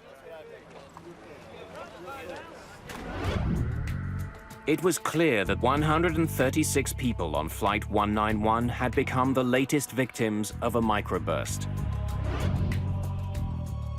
Investigators had their culprit. Unbelievable. And thanks to Flight 191's advanced data recorder, they could paint a remarkably accurate picture of it. The killer had essentially been caught on tape. But what the flight data recorder doesn't explain is how such an experienced crew fell victim to a killer You're in good shape. they were all trained to overcome. When Lehner compares the pilot's actions to the actions of the microburst, What's your speed? he uncovers details of a fight to the death. A fight that the Delta pilots almost won. Lose it all of a sudden. There it is. He seemed to know what he was going to hit. What's your speed? The increase in airspeed prompted First Officer Price to reduce power to his engines. Power that he would desperately need in just a few seconds. You're gonna lose it all of a sudden. There it is. When Price and Connors entered the downdraft, Push it up. they were less than 250 meters from the ground. The captain knew the characteristics of a microburst. He'd obviously been given an introduction to wind shear and microburst characteristics in his flight training. When Connors and Price encountered the microburst's tailwind, there was very little they could do. They had insufficient speed and altitude with which to maneuver. If a pilot encounters a strong tailwind at 3,000 meters, he can point his nose down and dive to pick up speed and generate lift. It's called trading altitude for airspeed. But that trade wasn't available to Price and Connors. They were just 150 meters off the ground when the tailwind struck. The only way for them to gain airspeed was from their engines. Push it up. Way up. Co-pilot responds, airplane stabilizes. I can see that most pilots would say, well, we're through with that, and range's gonna stop, we're gonna land. Momentarily, their efforts seem to pay off. Their airspeed increases, their plunge is halted. But with Flight 191 less than 150 meters from the ground, this particular microburst delivered the ultimate blow. A fierce crosswind that forces their plane to bank dangerously to the right. Combined with the microburst's other winds, the crew was defenseless.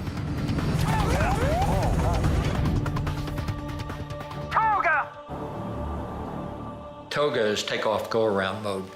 And what it means to a pilot in that regime of flight is let's abandon the approach. We're no longer going to try to land this airplane. We want to do everything we can now to survive the wind condition that we've entered.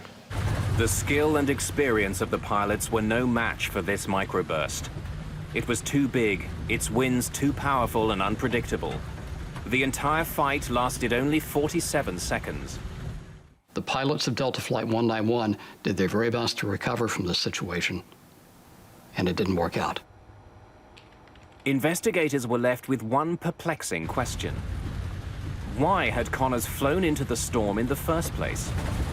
Prior to 1985, the radars on board the aircraft were built to detect thunderstorms, Delta 191, essentially heavy areas of precipitation.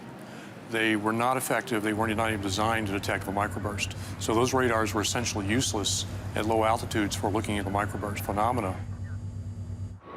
Microbursts are invisible, but they generally emerge from storm clouds. That's why pilots are trained not to fly into storms if they see lightning. It's a pretty good size cell, and I'd rather not go through it. I'd rather go around it one way or the other. When I can, I'll turn you into Blue Ridge. It'll be about 010 radial. 010. Oh, Roger. Captain Connors was not a risk taker. He was known as a cautious pilot. I'm glad we didn't have to go through that mess. It's hard to blame the aircrew. Their job is to avoid thunderstorms, and there's probably a forecast for thunderstorms every day at Dallas in the summertime. Which ones do you avoid? And it's a very difficult problem. Earlier in the flight, Connors had flown around bad weather. Investigators can only conclude that he underestimated the storm in his path at the foot of runway 17 left. When you're in a landing sequence at an airport like Dallas or Atlanta or Chicago, and you see other airplanes ahead that are landing uneventfully, you might get the impression that there's a thunderstorm there, but I'm going to pass through it very quickly, and it's not going to be a factor for me. Airports like DFW have sophisticated systems in place to provide weather information to pilots. A thunderstorm at the end of a runway is the kind of threat they were designed to identify. But this deadly storm managed to foil those systems. As Flight 191 was approaching the airport, the weather at DFW was changing very quickly. Attention all aircraft listening. There's a little rain shower just north of the airport. Captain Connors heard that part of the message, but then he switched his radio frequency for his final landing instructions. The Delta crew never heard the last part of this message about weather ahead. There's a little bitty thunderstorm sitting right on the final. There was an observation 2 minutes before the accident that there was a wall of water at the threshold of the runway. It's been my contention that that information would have been very important to the flight crew. Radar readouts from the day of the crash indicate that the storm cell Connors and Price flew into grew out of nothing in a matter of minutes. This is 2 minutes before the accident. The readout shows the beginnings of a weather cell at the foot of runway 17 left. This is 3 minutes after the accident. We have a new cell right at the threshold of the runway that wasn't evident in the previous pictures. This explains why Rufus Lewis was able to land his Learjet. The microburst was just beginning to form when he was approaching the runway. Many people think that there was a huge vertical development that the pilots recognized and they just decided to go fly through it anyway. And I maintain, and I think the evidence proves it, that that was not the case. They didn't recognize this new developing cell. They did get into the storm beneath the cell, but it was heavy rain. They weren't worried about that. Then the hammer fell. It was too late. It's small. It's the length of a runway, roughly, and it doesn't last very long. So it's something that can happen so quickly that many accidents have occurred because nobody knew it was there. The storm arrived at the foot of runway 17 left virtually unannounced. But once there, it attracted a lot of attention. Pilots on the ground, as well as trained weather observers, saw the worsening storm. But they all saw it too late to warn the crew of Delta 191. The storm did show up on a radar screen at the Fort Worth Air Traffic Control Center. But at the time of the crash, the meteorologist on duty was in the cafeteria on a meal break. If the flight crew had had any idea that there would be a severe event in front of them, they would have missed the approach. Investigators conclude that the Delta crash was caused by the pilot's decision to continue their approach into the storm. A decision that was made because the crew wasn't warned about the hazard. In 1985, there were basic systems at airports that could detect dangerous winds, but they could not reliably detect a microburst. On the ground, there were systems called low-level wind shear alerting systems that primarily looked for differences of wind speed around the airport and on the airport. Unfortunately, these sensors tended to be spaced so far apart that a microburst could actually exist in between them and escape detection, or at least detection in time to warn a pilot of the threat. But a microburst detection system to overcome this problem had been developed. It was being tested in Denver and working very well.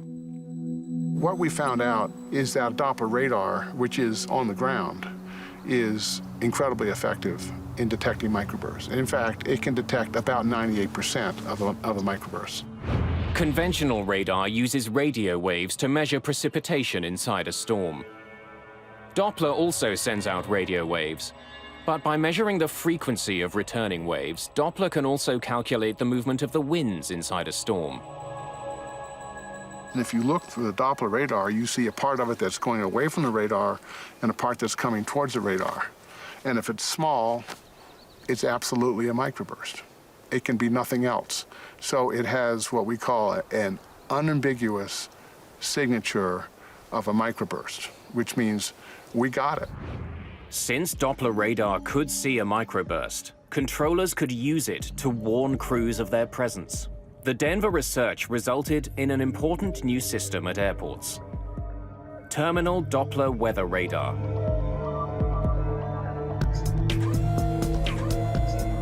When the system detects dangerous conditions, it relays a warning to air traffic controllers, who can then alert pilots. Flight 236, microburst alert. 50 knot lock, 1 mile final, say intentions. After the crash of Delta 191, the Federal Aviation Authority, the FAA, hurried to install terminal Doppler weather radar at high-risk airports. Dallas-Fort Worth was one of the first. The domes containing the specialized radar are now a common fixture at major airports around the world. But radar on the ground can't get the warning to the pilots fast enough. We also have an issue with ground-based systems in that it takes time to communicate the threat to the crew. The system has to detect it on the ground. It would typically go to a control position in the control tower and be relayed by voice to the pilot, which can introduce a delay of 10, 15, 20 seconds, which could be very critical. Planes also needed onboard microburst detection. A team from NASA began developing such a system by flying into the most dangerous microbursts they could find. 0. Here we go. Take it. Straight ahead. By risking their own lives, they would eventually save thousands of others.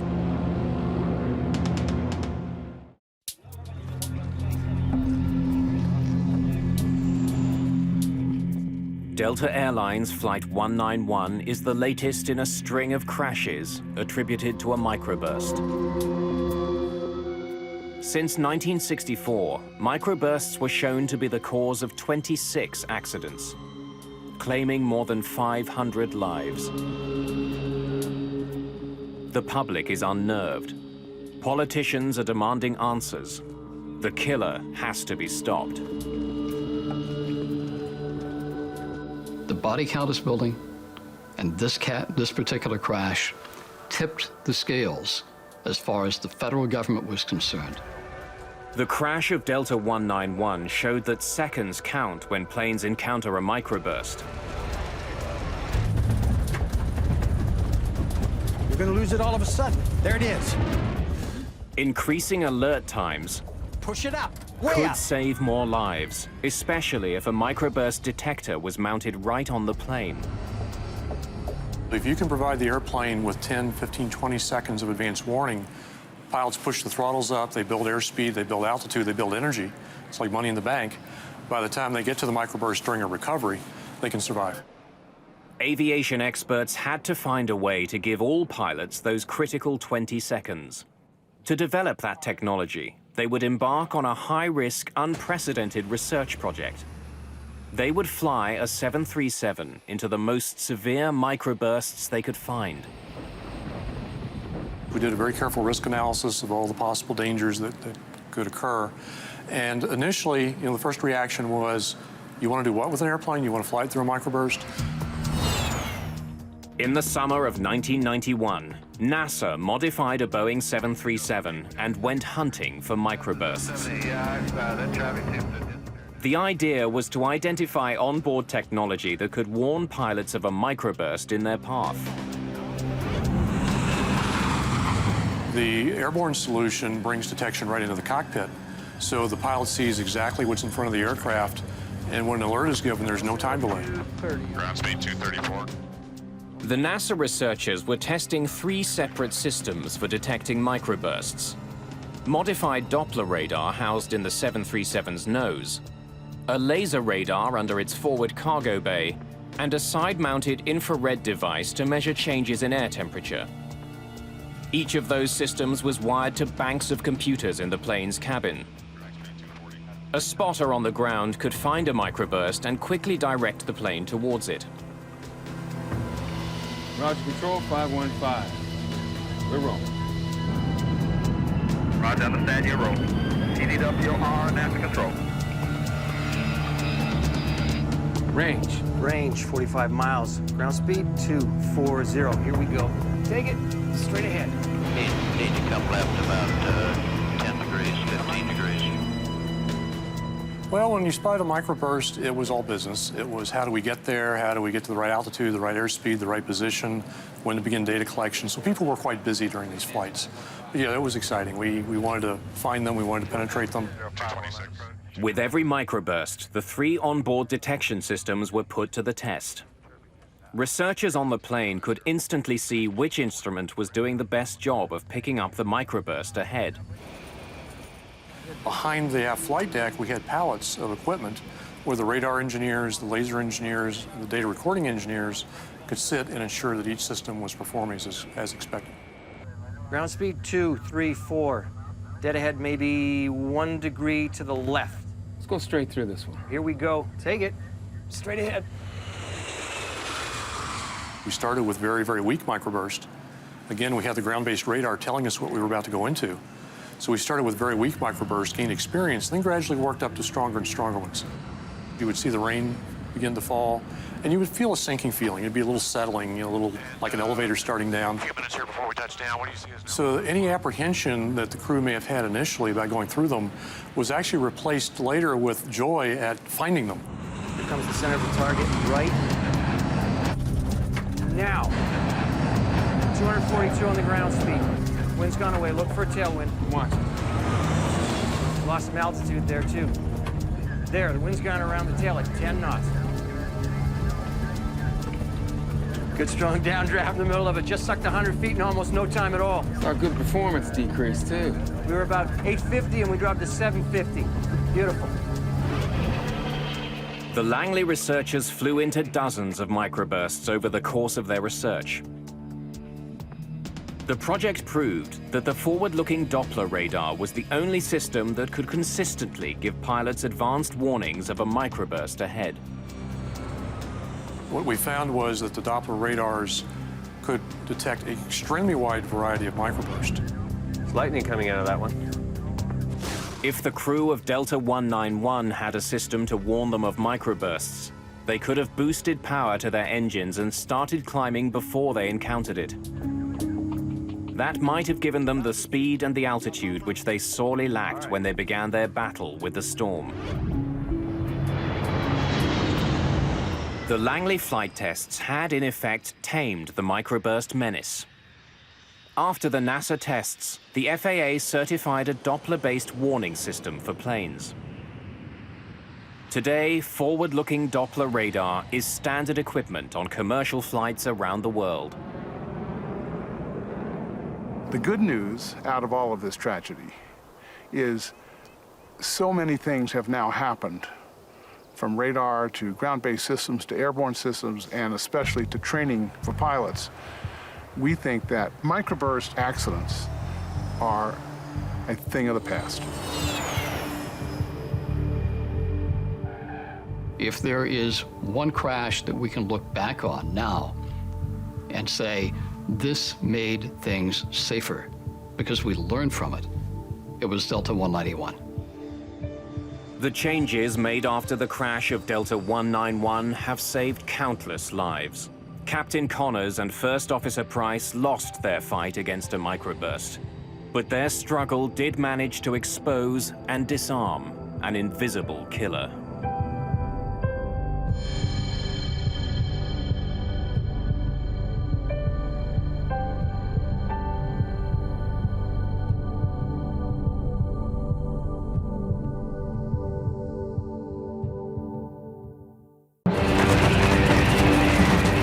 At the time, it was the worst crash in aviation history. It was just a scene of absolute, utter devastation. In 1974, more than 300 people died when their plane fell from the sky. There's barely anything left here that's recognizable as being a part of an aircraft. You couldn't walk anywhere without the danger you were going to stand on a part of a human being. The key to understanding the disaster is found thousands of kilometers away. An unusual piece of evidence that tells the troubling story of a crash that could have been prevented.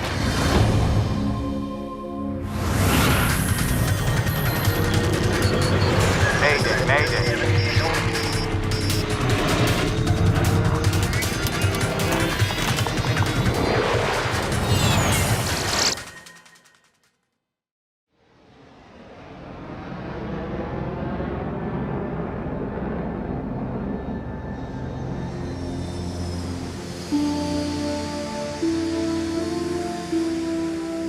June the 12th, 1972.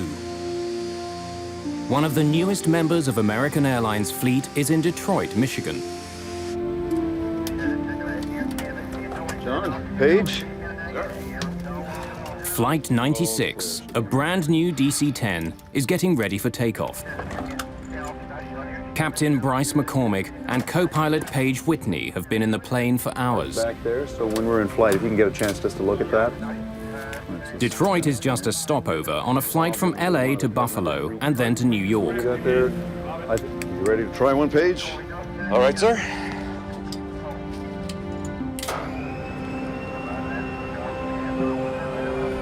McCormick has flown the plane out from California, but Whitney is going to fly the next leg. Both men want as much time at the controls as possible. Neither one of them has more than 75 hours flying the DC-10. Few pilots have more. There simply aren't enough of the planes in the air. In 1972, the DC-10 had just been introduced. The plane is the latest advance to passenger jets. Its style and its size set it apart from other airliners. The McDonnell Douglas Corporation has spent more than $1 billion developing it. In the late 60s, there was a race going among the three major manufacturers of jetliners, McDonnell Douglas, Boeing, and Lockheed, to see who could get the first jumbo out. So they got really busy on getting this DC-10 into production as fast as they could. And one of the things that they could not suffer were many delays based on some problem with the design. American Airlines is one of the first companies to buy the plane.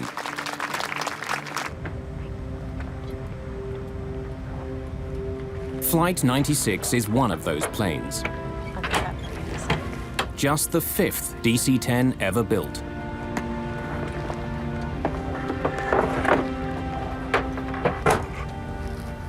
Cydia Smith has just been trained to be the chief flight attendant on the DC-10. I was excited because it was one of the first jumbos that we had. And I was going to have the opportunity to fly number 1, which is what I always wanted to do on a big jet.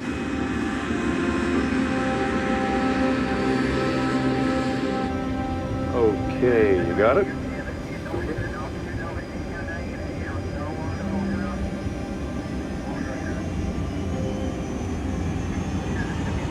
Hand on the wheel.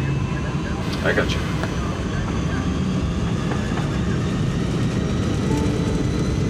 V1, rotate.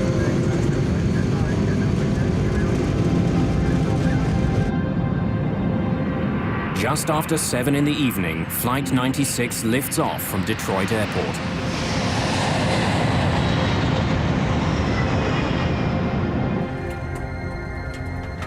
Just minutes after takeoff, the plane is rising easily through 3,500 meters over Windsor, Ontario, Canada.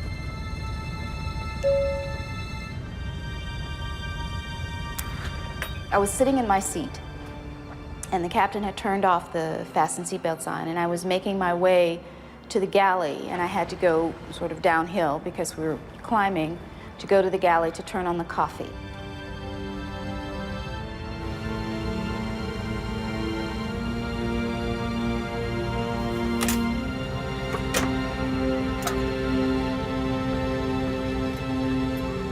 when I punched the coffee and I moved over to one side, that's when it happened.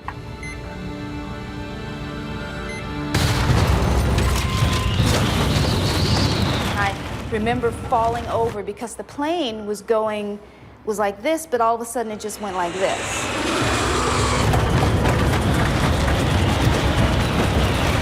I saw ceiling compartments fall, and I saw things coming out of pockets and everything, and I thought to myself, oh boy. It felt like the last day of my life.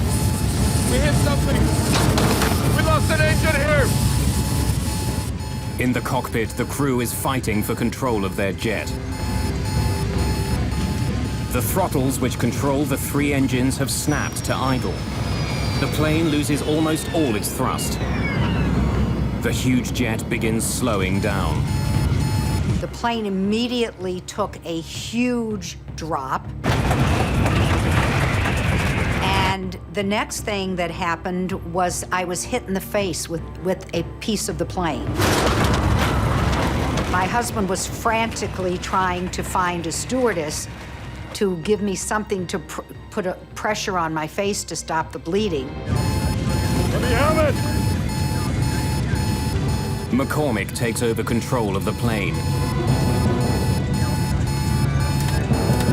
He and Whitney wrestle the jet level. But Flight 96 has been badly damaged. Have we got hydraulics? No, I've got full rudder here. The rudder on the tail, which controls the direction of the jet, is jammed to the right. That's forcing the plane to swing dramatically in that direction. While McCormick fights to turn his damaged plane back to Detroit, Cydia Smith is shocked to see a gaping hole in the floor of the main passenger cabin. People were asking me, what to do, and I knew that I didn't know what to tell them. Smith has been able to account for all of her passengers. But flight attendant Sandra McConnell is missing. Sandra! Can you hear me? Sandra, where are you? And finally, I saw her come out of one of the bathrooms. McConnell has to cross the hole in the floor to move to safety.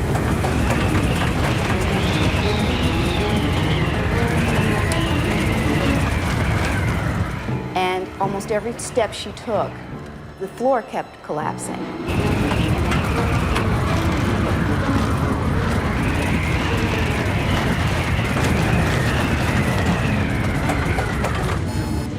The crew brings up power to the engines on the wings. But the third engine on the tail stubbornly refuses to respond. Center, this is American Airlines Flight 96. We got an emergency. American 96, roger. Type of emergency? We've got a jammed rudder. We need to get down and make an approach. Along with his engine and his rudder, McCormick is also having trouble controlling the elevators on the tail of the plane. They help him move the massive plane up and down. They're slow to respond, but he can move them. The situation isn't completely hopeless. I think it's going to fly! American 96, turn further right, heading 200. Without complete control of the elevators, and with a rudder that's frozen to the right, McCormick has to use his engines to turn the plane. By increasing the thrust on one side of the plane, he can change direction. But it won't be fast. I have no rudder control whatsoever. So our turns are going to have to be very slow and cautious. All of the passengers move as far away from the hole in the back as possible.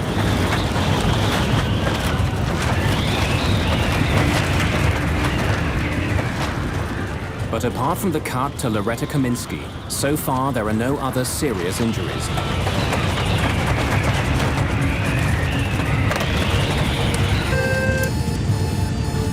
Captain, there's a hole in the back of the plane. A hole? Yes, sir. What do you want us to do? Get everyone ready for an emergency emergency landing. Bryce McCormick's DC-10 is badly damaged. The lives of everyone on board now depend entirely on his ability to land a plane that can barely fly.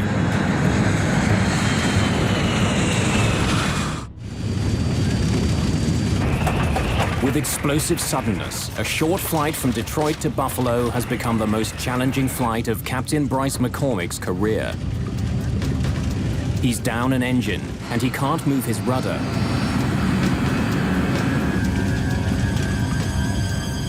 As he heads back to Detroit, McCormick begins to slow his plane down so it can land safely. But when he does, his plane begins falling dangerously fast. Ideally, McCormick should be descending at 700 feet a minute. But now he's falling more than twice that fast. 1,600 feet per minute.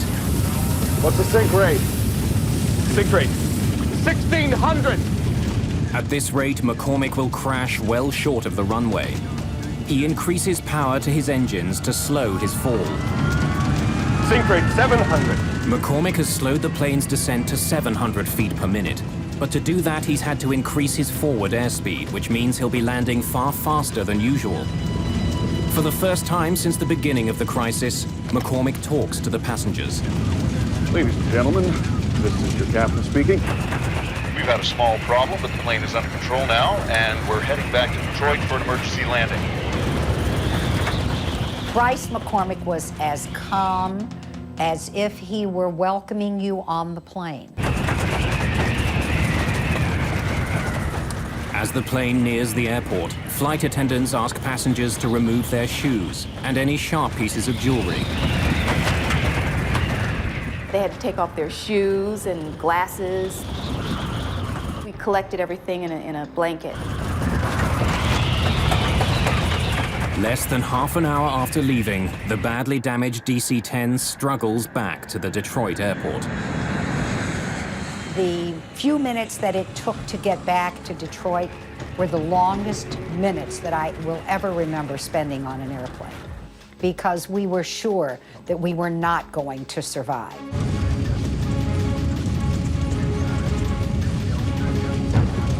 Captain Bryce McCormick now needs to give the jet even more power to push the nose up for landing.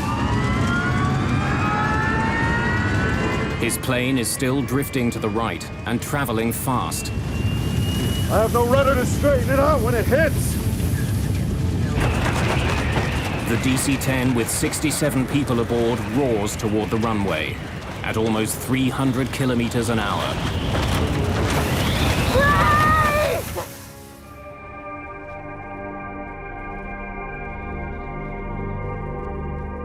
The landing was the most frightening part of the entire flight.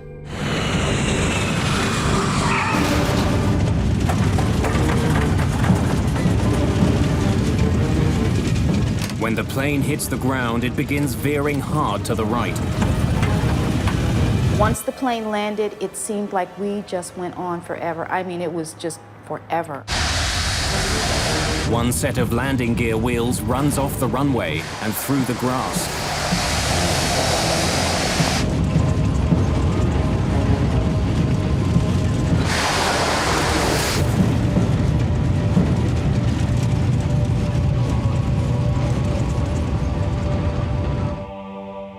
After a harrowing touchdown, the plane eventually comes to a stop just 300 meters from the end of the runway.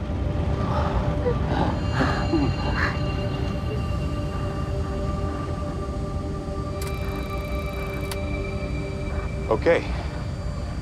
Engines off at your discretion. Shut him down. Every woman wanted to hug him, and he was just amazing, because it was just at that moment that we all realized that we were alive because of him, that he literally had saved our lives. If you take a look at something like this and you say, well, there's good flying and there's bad flying, this is beyond good. This is superlative. This is using every instinct you have as an airman and all the capabilities you have to stay calm enough to get the situation assessed. With the plane on the ground, the crew has its first opportunity to inspect the damage. The captain and I walked back when everybody was off. We walked back to the back, and we just looked up and saw this hole. And it was just so weird. There's no indication that the jet hit something as the pilots first thought. What has caused such damage to the airliner? The hole was so enormous that if anyone had been sitting in the seats that were there, they would have been sucked out immediately. At that point, they still felt it might have been a bomb. But while the incident had happened with explosive suddenness, no indication of a bomb is found.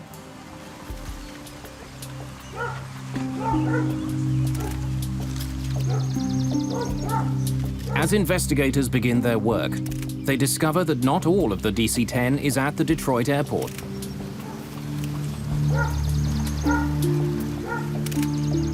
A coffin that the plane was carrying in its cargo hold is discovered 30 kilometers away from the Detroit airport, near Windsor, Ontario, Canada.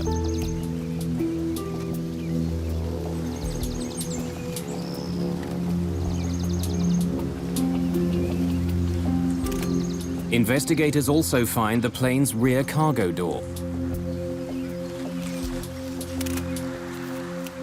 Doors are not supposed to fall off airplanes, especially since it was a rather new airplane. You would not expect something like that to happen.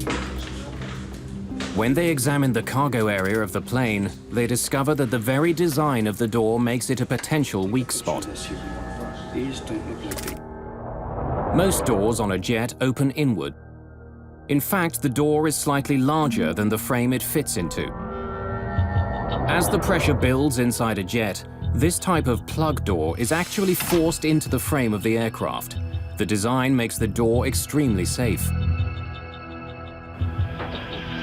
But McDonnell Douglas designed the cargo door on the DC-10 to open outward. That decision was made to increase the amount of storage space on the plane. When it's closed, hooks on the DC-10's door grab hold of a bar on the plane's door frame. To make sure it's closed, baggage handlers push down on a lever, which drives locking pins through the hooks, which hold them in place.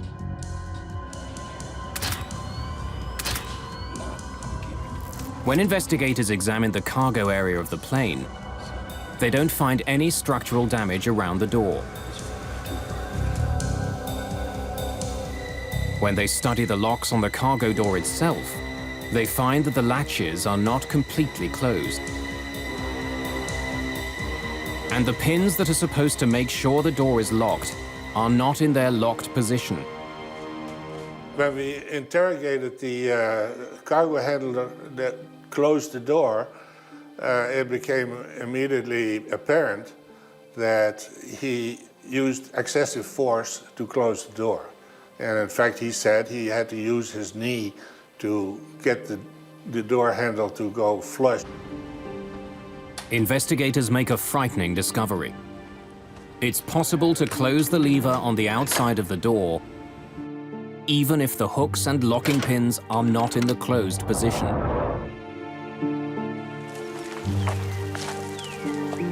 Paul Eddy is a journalist who investigated the history of the DC-10. What Windsor showed is that you could actually pull the handle in order to buckle the top fixture so that the handle went home properly, but the locking pins had not gone through the spools.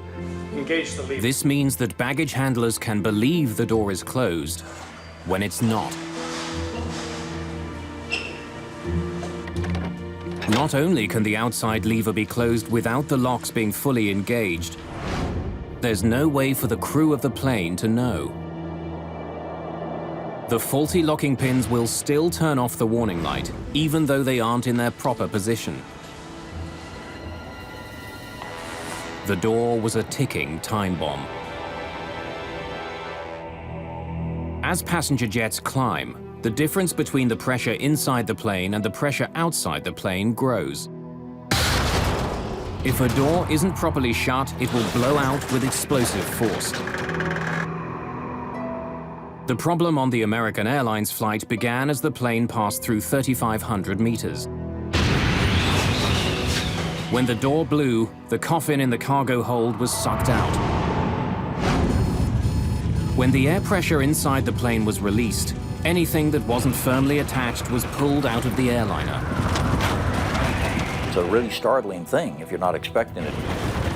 What you've got is a lot of air stuffed inside this pressure vessel that now wants to get out.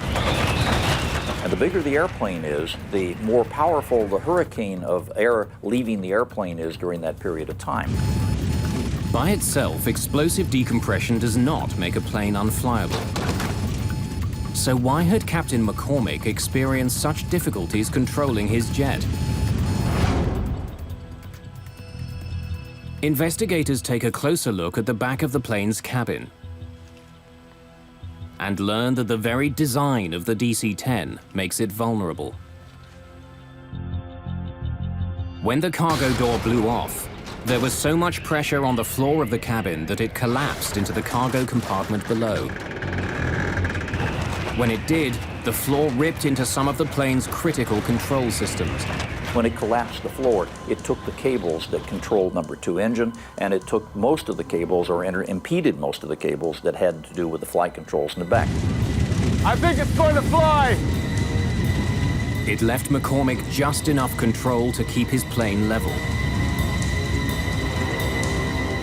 The remarkable flying of Bryce McCormick had saved the lives of everyone on board Flight 96. But there was a problem with one of the newest and most expensive planes flying over North America. In the Windsor incident, there was an obvious flaw. And that's where the NTSB said, look, here is really the smoking gun, the ability to close that thing without having all those locks engaged. Let's make sure we change this system right now. Every DC-10 operator needs to know this. I want everything checked. I want all the bolts checked first. Chuck Miller is the head of the NTSB's Aviation Safety Bureau. We have to check all the latches, okay? Every single latch. It's his responsibility to point out problems with the new DC-10 and propose solutions. He helps write the fixes he thinks McDonnell Douglas needs to make to keep the plane safe. He was a very, very professional man, and he had his investigators had enormous respect for him. Chuck didn't sit back in the office. Chuck was always on the scene. For Chuck Miller, fixing the DC-10 is a matter of professional pride. For McDonnell Douglas, the near accident over Windsor has enormous implications. Their billion-dollar gamble came close to tumbling from the sky. If anything else goes wrong, the company itself could be at stake.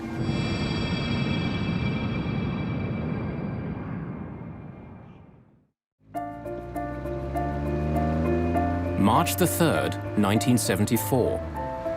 A perfect spring-like day in Paris. It's been almost 2 years since a DC-10 came close to crashing near Windsor, Ontario. Now more than 50 of the new planes are flying around the world. One of them, Plane 29, is owned by Turkish Airlines. Normally, the last leg of this trip from Turkey to England wouldn't be very crowded. But today, the DC-10 is filling up fast. People are squeezing into seats throughout the plane. A strike at a British airline has passengers scrambling for any flight back to London. Wendy Wheel is one of many last-minute additions to the flight. A model, she's returning home after a shoot in Spain. We'd been married for 18 months, and we were about to start a family. I believe the secret of her success for modeling was not just that she was a very attractive girl and good model material, but she was generally liked by all the photographers because she had such a pleasing, lovely, light personality. With all the new passengers boarding, the flight is a little behind schedule. And it's not only the crew who are waiting. At the back of the plane is baggage handler Mohammed Mahmoudi. With all the new passengers, he's not sure if there are any more bags to load. C'est tout. Vous êtes fini. Bien, j'ai l'affaire. Not expecting any other luggage, Mahmoudi locks the rear cargo door.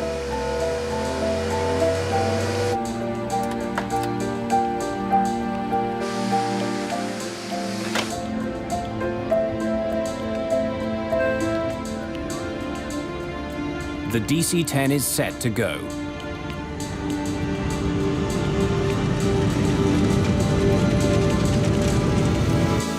Just after 12:30 in the afternoon, THY Flight 981 lifts off into the skies above Paris. London is less than an hour away.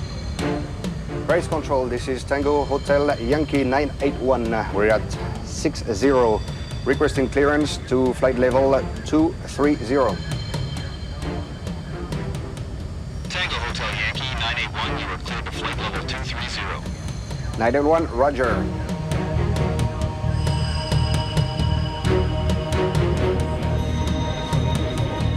As it flies away from the airport, the DC-10 continues to gain altitude. 2,700 meters, 3,000 meters, 3,300 meters.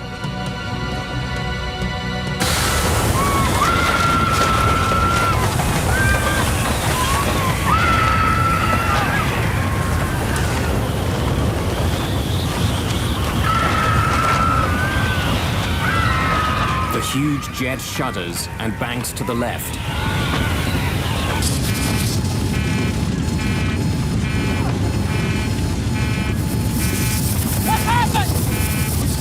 The cabin blew out! Are you sure?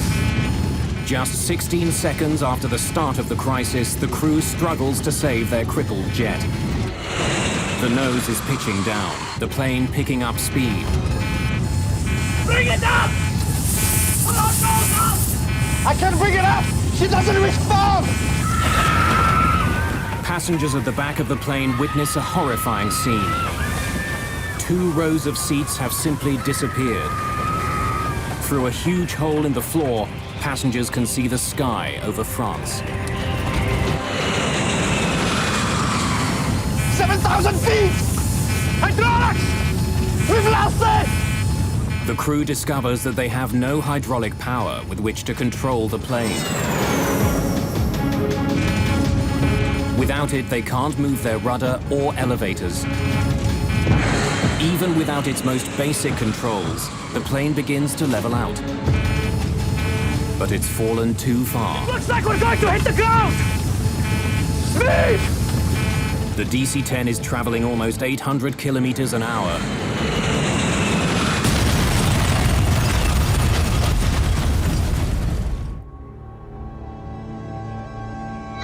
The flight from Paris to London never even makes it to the English Channel. Just 9 minutes after taking off, Turkish Airways Flight 981 becomes the worst plane crash of all time.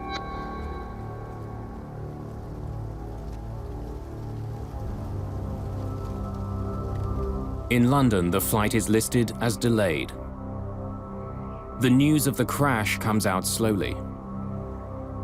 I went to the ticket office kiosk and I asked what has happened to the flight, and instantly the look on the gentleman's face behind the counter told me something was wrong, instantly. There's barely anything left here that's recognizable as being a part of an aircraft. I looked on the television and I just thought, well, I just hope she's dead, because I just saw the carnage of the forest in Senlis, and it was like looking at a First World War trench movie. Flight 981, carrying 346 passengers, virtually disintegrates on impact.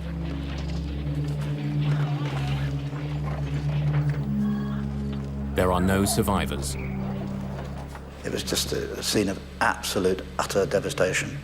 And the litter of personal possessions, electric wires, bits of metal, bits of bodies, just strewn everywhere. I mean, you couldn't walk anywhere without the danger you were going to stand on a part of a human being. I still have nightmares about this, even though it's 33 years ago.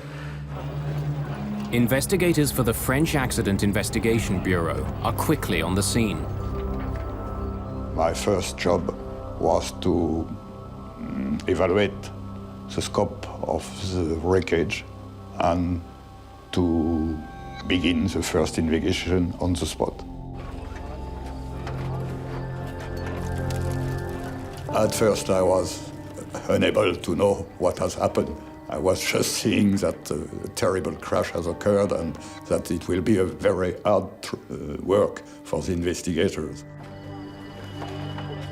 Despite the enormous force of the crash, the black boxes, made of 3 layers of hardened steel and insulation, survive. Their contents could provide valuable clues about the crash. Most of the speculation was that it must have been a bomb, because, you know, you've got a almost brand new, very powerful aeroplane flying in clear blue sky, and it gets to 12,000 feet and falls out of it. Investigators are called to a field 15 kilometers from the crash site. They find a piece of fuselage and 2 rows of seats from the DC-10. Somehow, they fell free of the airliner before the rest of the plane smashed into the forest. When investigators arrive, the bodies of the passengers who were in the seats have already been removed. When relatives of those who died in the crash arrive in France, they're directed to a small church in the town of Senlis. One of the saddest sights I've ever seen is in this church. They laid out on tables everything they'd found, you know, clothing, possessions, teddy bears, rings, watches. And then relatives who wanted to were allowed to come and walk around these trestle tables with all this stuff laid out.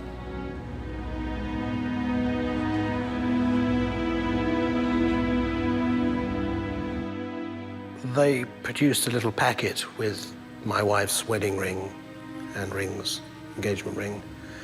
It was all pretty battered up, so you could imagine the thoughts that went through my mind.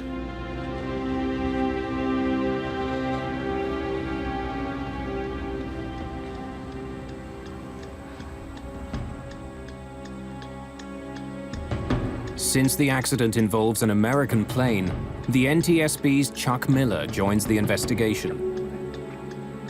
For the second time in 2 years, he's dealing with a problem with the DC-10. I don't believe that Miller suspected for one moment that the door hadn't been fixed after Windsor. But it becomes clear that the piece of fuselage found in France is in fact the plane's rear cargo door. It seems like a repeat of the Windsor accident. Miller is left with a haunting question. Why hadn't the problem been fixed? When he saw the door, of course, saw that it hadn't been done. The fix hadn't been made. And that's when I think his anger became very, very strong indeed. Miller takes an unusual step. Although the official investigation is just beginning, he gives journalist Paul Eddy an important tip. I said, have you got any ideas what made the door come off? He said, yeah. Well, if I were you, I'd go and look at a place called Windsor, Ontario.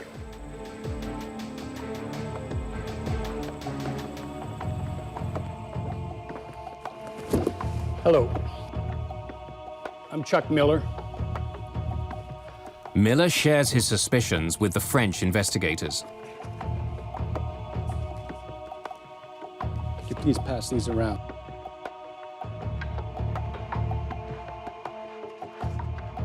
These were taken on June 12th, 1972, right after the incident.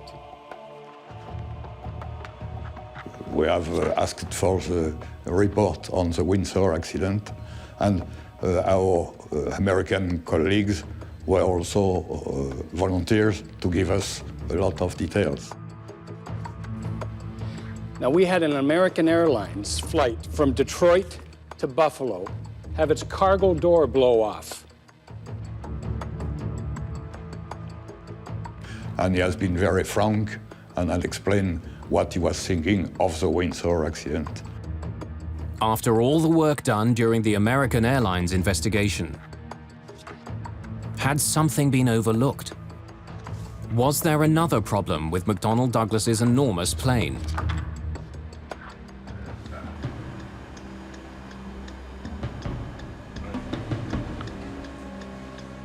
With the information from Chuck Miller, French investigators take a closer look at the plane's cargo door. They make a shocking discovery. There is no new problem. It's just like the American Airlines case all over again. The latches that are supposed to hold the cargo door closed aren't locked.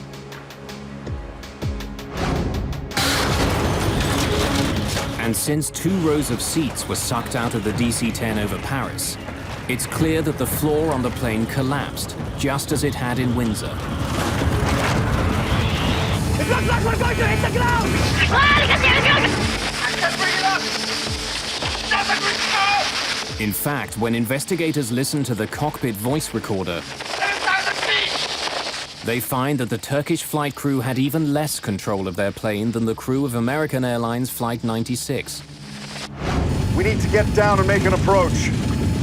I think it's going to fly! Over Windsor, Bryce McCormick was able to recover his plane and land it.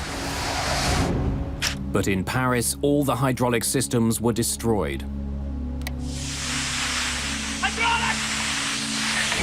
We've lost it!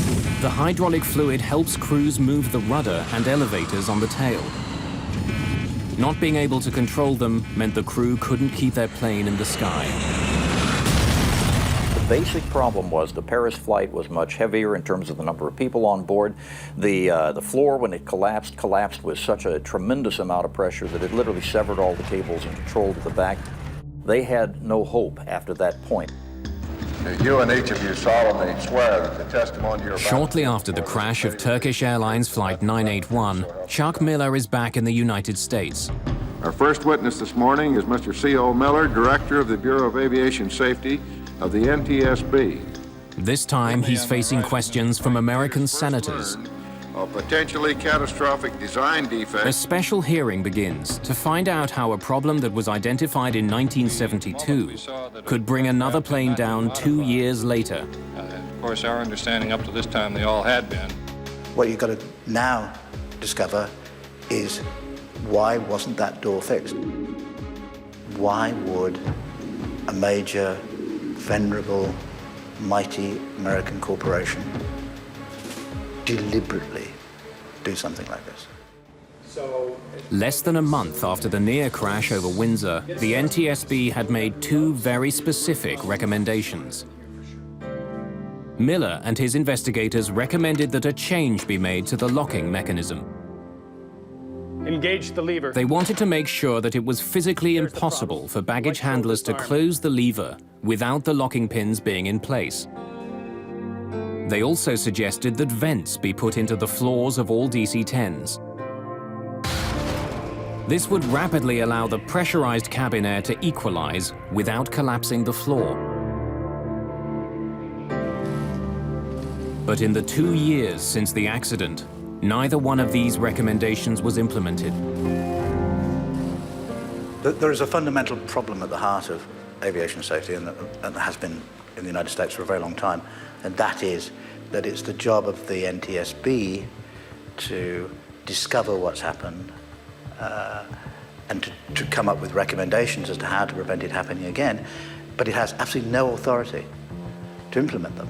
The NTSB does not have regulatory authority. They have to turn to the FAA, as they did, and say, we want these things done. And that's where the system went wrong. If the FAA, the Federal Aviation Administration, issues an airworthiness directive, planes are pulled out of service until the proper fix is made. But as serious as the problems on the DC-10 were, no airworthiness directive was ever issued. A so-called gentleman's agreement between the head of the FAA and the head of McDonnell Douglas stopped it from happening. The gentleman's agreement is the root cause of Paris.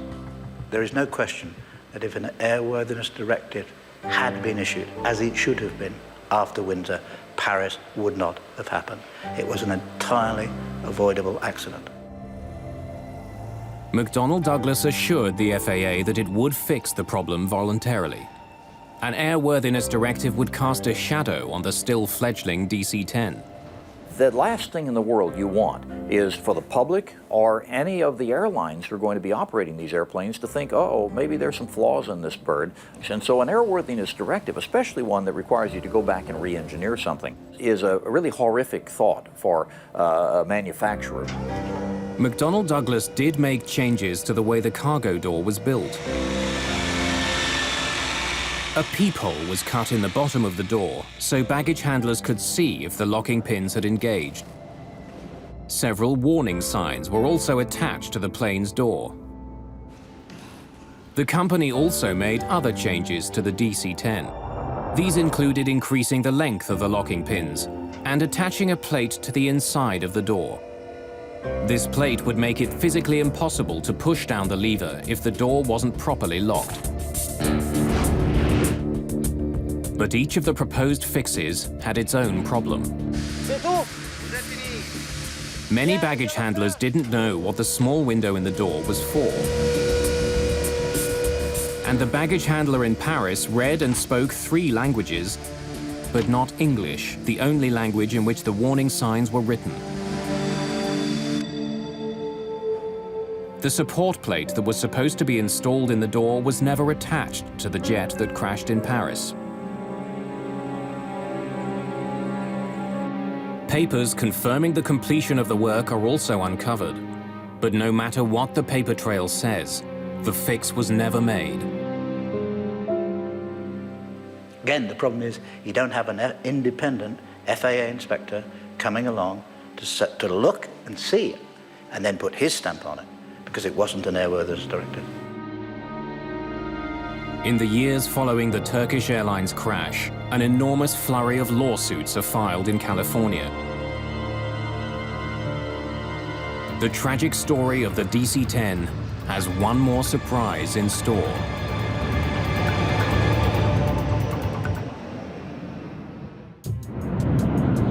It's 1974, and an unprecedented series of lawsuits are being filed against McDonnell Douglas.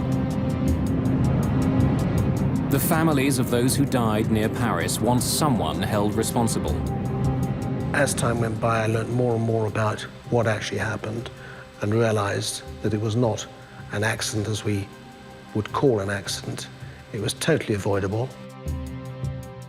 My goal was to expose these people. In the weeks leading up to the trial, lawyers who are involved in the case have access to the entire history of the DC-10's development. They're not the only ones who pore through the evidence. So does journalist Paul Eddy. We were determined to get to those documents and that testimony. Somebody gave us a key to the depository where the documents were, and so at night we would go in and then had a huge accumulated pile of documents to go through in order to find out what they've been up to.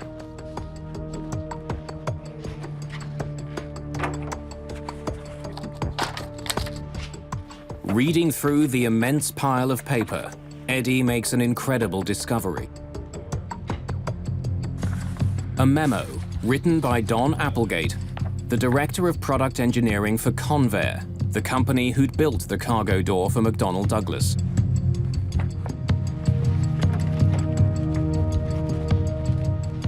I think the point when we knew we got them was the Applegate memorandum that specifically pre-warned this would happen. The memo is a damning indictment of the cargo doors that were being made for the DC-10 and the lack of venting in the cabin floors. It warns that it's only a matter of time before there's a major disaster involving the doors.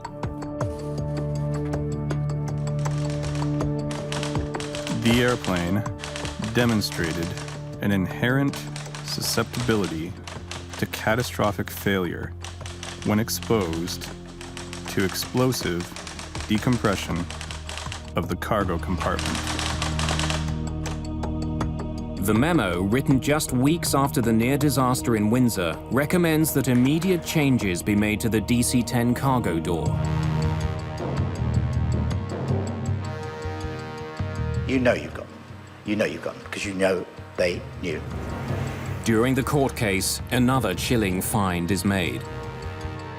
Not only did McDonnell Douglas know about the problem after Windsor, they knew during the development of the DC-10. 4 years before the Paris crash, 2 years before Windsor, the cargo door failed during a pressure test. The company knew there was a problem, but the fundamental design of the door stayed the same. I could not believe a large corporation, McDonnell Douglas at the time, could do such a thing, could risk our lives, ordinary people's lives, for the sake of money. Well, in aviation, it's called tombstone technology. In other words, we always have the balance of money. And unfortunately, over the years, it has been true more times than not that we have had to wait until we had enough people die in an accident to say, you know, we really are going to have to spend the money over here. The Applegate memo and other information that comes out during the court case leads to one of the biggest settlements in the history of aviation. McDonnell Douglas paid over $80 million in damages. After the Paris crash, foolproof changes were finally made to the DC-10 cargo door. And this time, nothing was left to chance. The FAA issued an airworthiness directive that ensured the doors would never again open in mid-air. And it worked. After Paris, there wasn't another serious incident involving the cargo doors on a DC-10. But the plane's history and an intensely competitive industry did have an impact. McDonnell Douglas sold far fewer commercial DC-10s than it had once hoped for. Most of the pilots that I know who have flown the DC-10 over the years really love the old bird. She's probably a little more clunky than the 747 in terms of her heaviness of flight controls, but it's still a lovely bird to fly. That's fine, but you can't disassociate either the airplane or the company from the awful reputation that the crash left. Eventually, McDonnell Douglas itself disappears. The company was bought by Boeing in 1996. In the forest outside Paris, a monument now stands honoring those who were killed on Flight 981. A permanent reminder of one of the most disturbing crashes in the history of aviation.